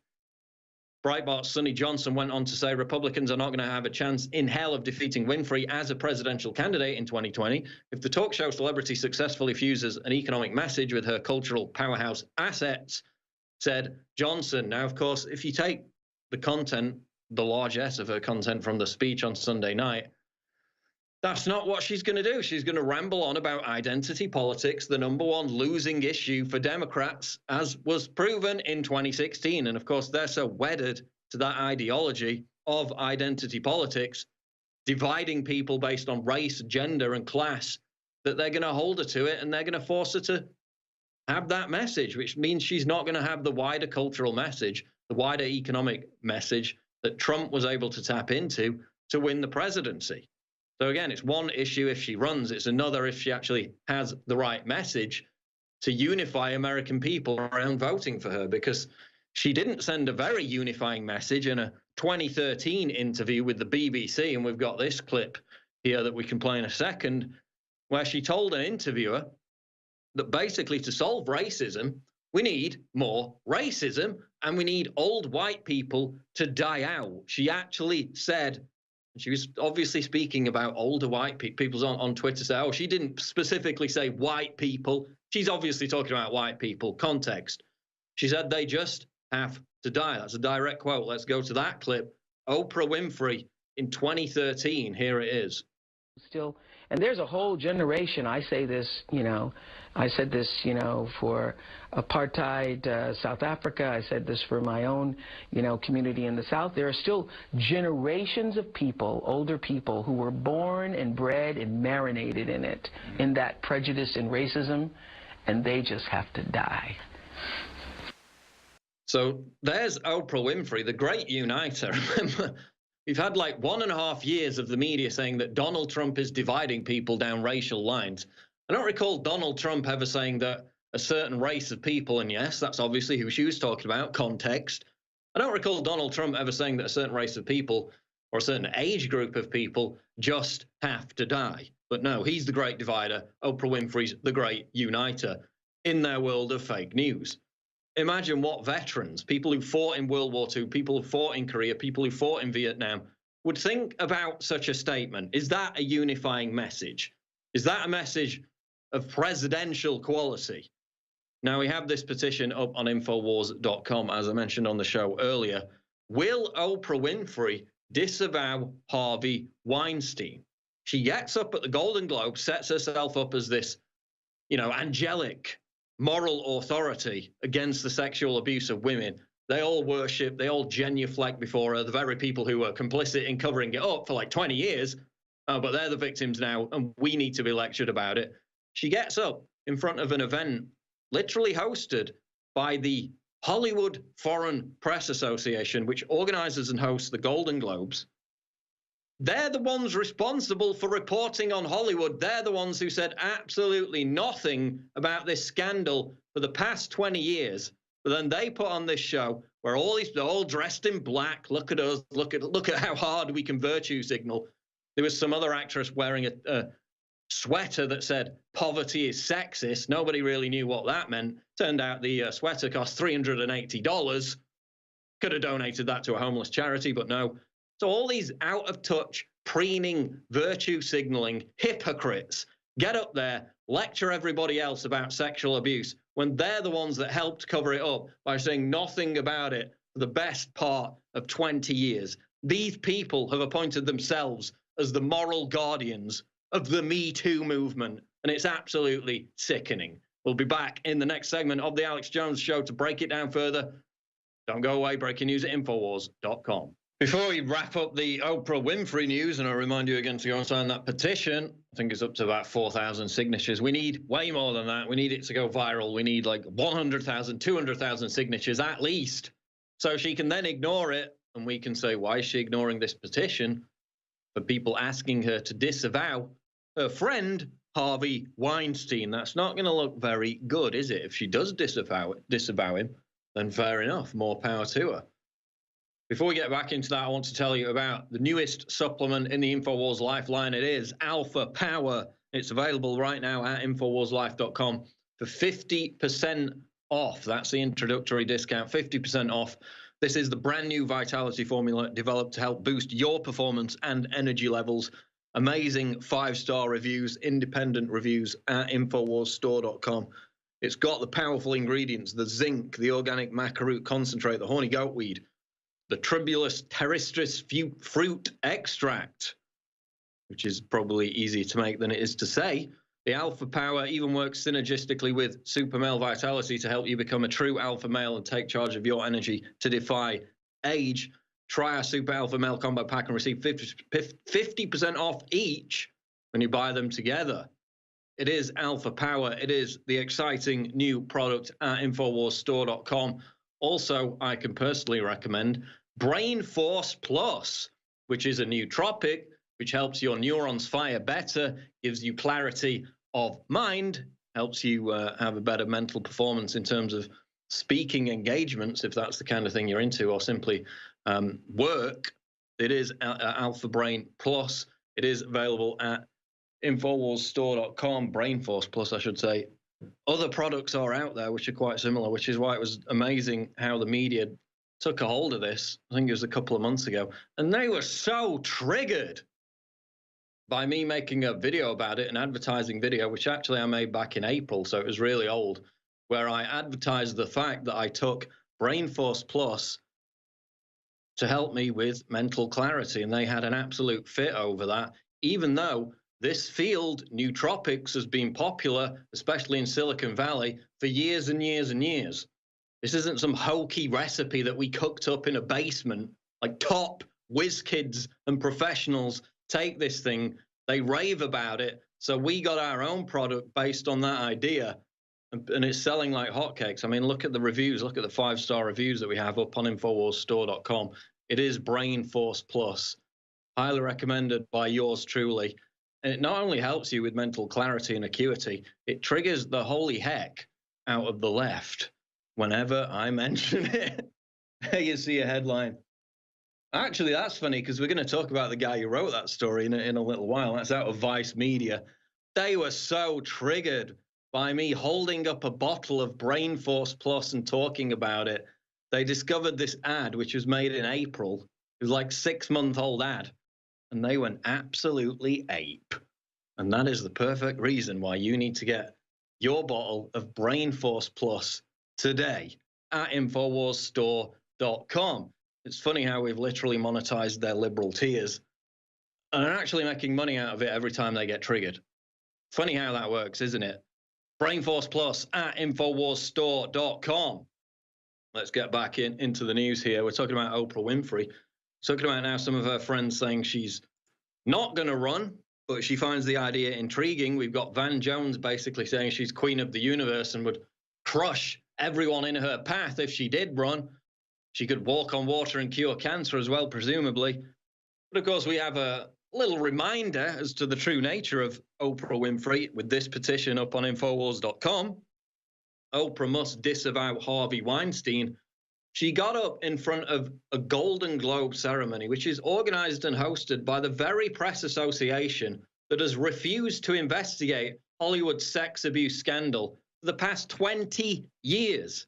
That's the level of hypocrisy and double standard that we're dealing with. In fact, we got a Ben Shapiro clip where he discusses this, the fact that this Hollywood Foreign Press Association has said nothing about the Weinsteins of their industry.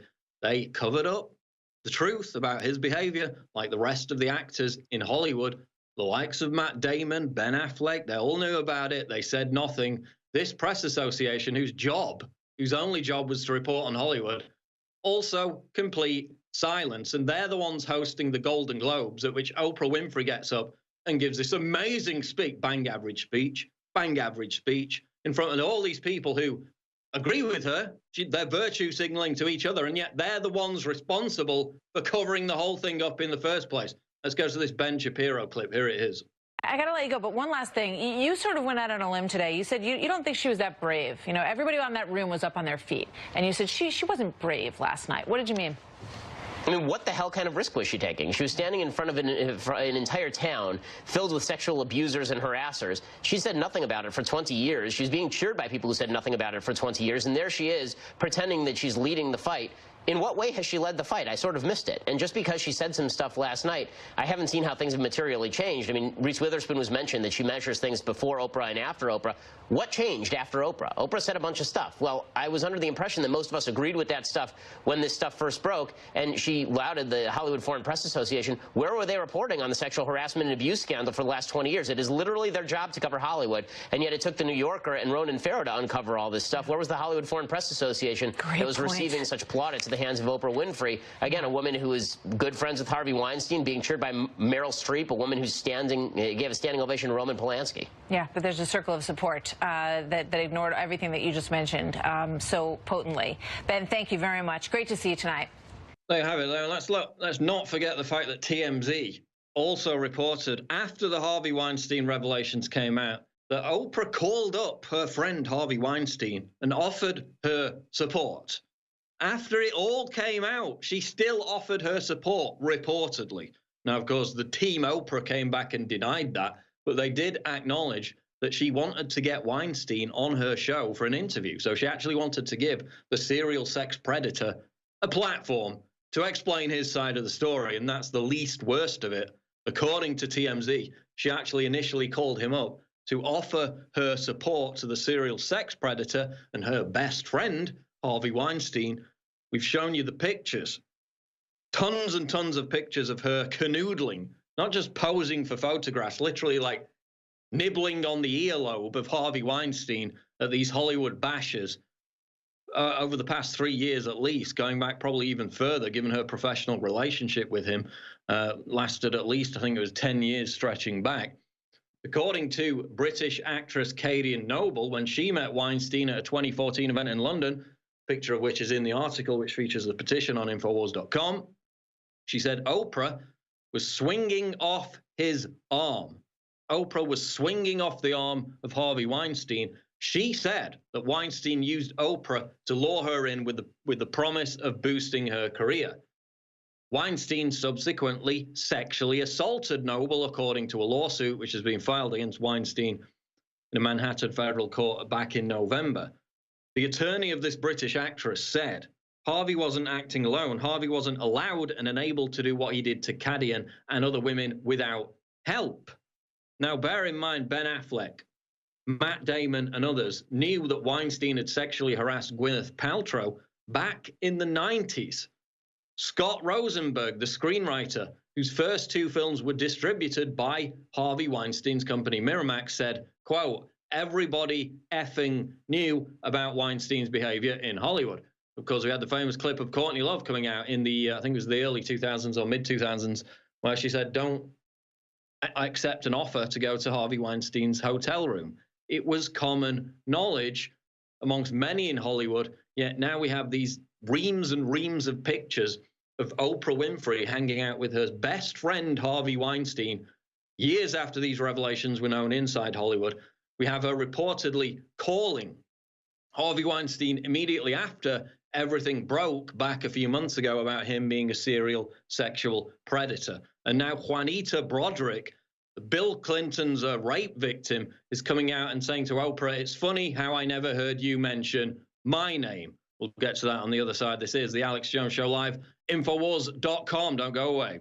We're live. It is the 4th hour of the Alex Jones Show. We got War Room coming up in a little while, but I wanted to get into this article up on Vice.com. Remember when Vice was quite a fresh, edgy news network? They actually produced interesting, intriguing documentaries. They went where other news crews refused to go. Well, now they're just a source of unremittent cancer. The headline is, why alt-right vloggers are in Scotland to defend a Nazi dog. Now, you remember the story, and in fact, this emerged again. It cropped up on Friday because they had a hearing, or at least we thought the decision was coming down in the court case of Mark Meechan, who you remember put up a funny YouTube video where he taught his dog to do Sieg Heils, basically to make fun of his girlfriend, who thought the dog was, you know, too cute. He thought he would troll his girlfriend by making it do Sieg Heils. It was hilarious. It was John Cleese level humor. But no, we can't have humor anymore in the United Kingdom. Literally, they're trying to say that making fun of Nazis is a hate crime. That's basically what they're trying to do in Scotland right now. So Vice.com decided to write an article about this, basically siding with the state that literally wants to lock up a guy for making his dog do some funny tricks. Okay, that's how far Vice has sunk in the past, what, 5-6 years since it began. The headline, why alt-right vlog? Like, he's not alt-right. This article gets into how, oh, these people generalize, they oversimplify. You do it in your frigging headline. Alt-right. This guy is not alt-right, clearly. Not everybody who disagrees with you is alt-right, okay? Not everyone right of Chairman Mao is alt-right. So it says in 2016, originally the headline said last year, because this guy doesn't even know what year it is, a Scottish man taught his dog to Sieg Heil to speeches of Hitler. The story only gets weirder from there, by Joe Bish, the trendy Vice.com journalist. So they go on to say the furor has been covered by all your favorite white right-wing media guys, Alex Jones, Paul Joseph Watson, and even Canadian far-right real doll, Lauren Southern. Now, this piqued my interest because real doll is another term, an industry term, a brand name for a sex robot. In the rest of this article, this guy rails against Mark Meechan, otherwise known as Count Dankula, for being, quote, anti-feminist, okay? So he's bad because he's anti-feminist, he's a misogynist, he's a sexist. While in the same article, this Joe Bish, this Vice journalist, calls a woman a real doll, calls a woman a sex robot. So he's basically referring to a woman as a sex toy while bashing Meechan for being a misogynist. Yeah, how does that work, Joe Bish? I think we know who the real misogynist is. You're literally comparing a woman to a sex object and then lecturing us about how we're the misogynists. Oh, and by the way, Vice has a rampant sexual harassment problem within its own offices. Maybe you should deal with that before lecturing other people. Vice apologizes for boys' club culture after allegations of sexual harassment. Vice magazine has apologized for a boys' club culture after it emerged that allegations of sexual harassment at the company led to 4 settlements. So they're having to pay out money to all these women who were harassed within Vice's offices. They hire guys like Sam Chris, the male feminist, who turns out is another accused sexual harasser of women, like all these left-wing male feminists turn out to be. And in this article, he's literally referring to a woman as a sex toy while lecturing me, while lecturing Mark Meechan about how we're anti-feminist. Oh, yeah, you're the big feminist, aren't you? Whatever your hell your name is, Sam Bish. Joe Bish. He's obviously been taught feminism by Sam Chris, his best friend. So he's talking about us being misogynist, anti-feminist, while literally referring to a woman as a sex toy. That's the left. That's Vice.com. That's cancer. Absolutely incredible. You know, it's this thing again. They reserve the most vitriolic, misogynistic, sexist hatred against women who are conservatives. Sarah Palin, Ann Coulter, women like that. As long as they're conservatives, you can say whatever the hell you like about them. Oh, but you're the male feminists. Absolutely incredible double standard exposed yet again with the unremittent cancer that is Vice Media. Let's get into some of these other headlines right now. Virgin Trains stopped selling Daily Mail, concern over editorial position on immigration. This came out in the UK today. Virgin Trains has stopped selling the Daily Mail because it disagrees with its editorial line on immigration, LGBT rights and unemployment. Right, so Virgin Trains now going to refuse custom from people based on their political views. This is the whole thing once again. It's this purity test. We saw it again in the United Kingdom with Toby Young, who they hired to be on some government education board. Oh, but they dug up a tweet from 2009 in which he talks about a woman's breasts. So he failed the witch hunt mob's ideological purity test because he talked about a woman's breasts 8 years ago. He must be sacrificed. He must be crucified. His career must be burned at the stake. Is it really because you're offended about the fact he talked about a woman's breasts 8, 9 years ago, given that all these male feminists turn out to be the biggest sexual abusers of women imaginable? Or is it because of his political beliefs, which you disagree with, so you use the power of the mob to publicly shame him and burn his career at the stake every single time? Now, he apologized eventually. At first, it looked like he wasn't going to apologize and back down, but he backed down. Again, don't apologize. You're giving them power by apologizing in the first place. Don't do it. Tell them where to stick it immediately, and they'll back down. That's what's happening in the United Kingdom. We have Beyonce's veganism promotes discrimination, professors warn. Again, 2 professors out of the United Kingdom, University of London, recently warned that Beyonce's veganism reproduces existing patterns of discrimination and equality. So now you can't even be vegan. That's not woke enough for these people. In an article in a recent issue of Feminist Media Studies, they argued that Beyonce's adoption of the 22 Days Vegan Challenge perpetuates inequality because it's actually post-feminist dietary practice. If that sounds like gobbledygook to you, that's because it is. They make the argument that the empowerment of the individual is worrisome to some feminist scholars since it shifts the onus of self-improvement onto the individual and away from society. So again, it all comes back to this rampant hatred of the individual. You can't even have your own dietary choices in the interests of self-empowerment now, because that's not, giving your debt to society in this collectivist, socialist, phony utopia mindset. This is the insanity coming out of universities. These people are teaching your kids. Daily Caller reports Google's new fact-check feature almost exclusively targets conservative sites. Imagine my shock. Google, the most powerful search engine in the world, is now displaying fact checks for conservative publications in its results. So you search for the Daily Caller or whoever, gives you the website, but then it gives you, this series of reviewed claims, which their impartial, independent fact checkers have determined to be fake news. Oh, you mean like Snopes, who, of course, are known for inventing fake quotes and then claiming that, I'll give you an example. A WikiLeaks email came out during the election where an individual gave a quote. I wrote an article about it. Snopes came back and said, no, he didn't really mean to say that. This is what he meant to say. Completely created a new quote. They're not independent. They've been debunked over and over again as a hyper-partisan outfit, and now these people are fact-checking us on Google. Absolutely insane. War Room is coming up. Breaking news at Infowars.com. Don't go away. This program contains language and sequences some viewers may find disturbing.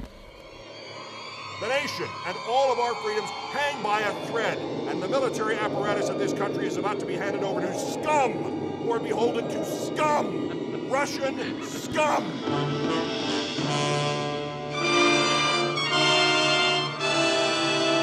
Listen, please listen. If you don't, if you won't, if you fail to understand, then the same incredible terror that's menacing me will strike at you! The function of all life is survival. Sleep. Sleep. Sleep. Oh my God! Oh my God! Lock the door! Lock the door! They're coming! They're coming! Help! Help! They're coming! They're coming! Listen to me! Listen! Help me! You're next, please! Please! You're next! We're in danger! Please, listen to me! Something terrible! Please! You're next! Here they are! They're already here! Come! You're next! They're coming! They're coming! Sleep. The seed is planted. Sleep. Sleep. Terror grows. Elizabeth, wake up! Get you when you sleep! Sit up! Invasion of the body snatchers. All of a sudden, they're growing like parasites. Is it contagious? Trump, free all the homies. It looked right at me. You need to get out. You're looking at it as if it was human. It was not human. Now, the classic fear begins to grow. We're being cornered. In a modern masterpiece of science fiction. They're barricading the street. Invasion of the Body Snatchers. Land of the Walking Dead!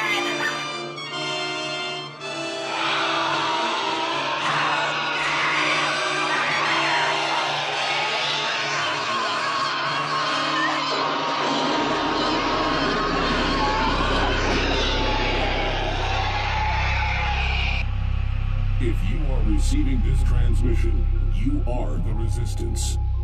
It's Alex Jones.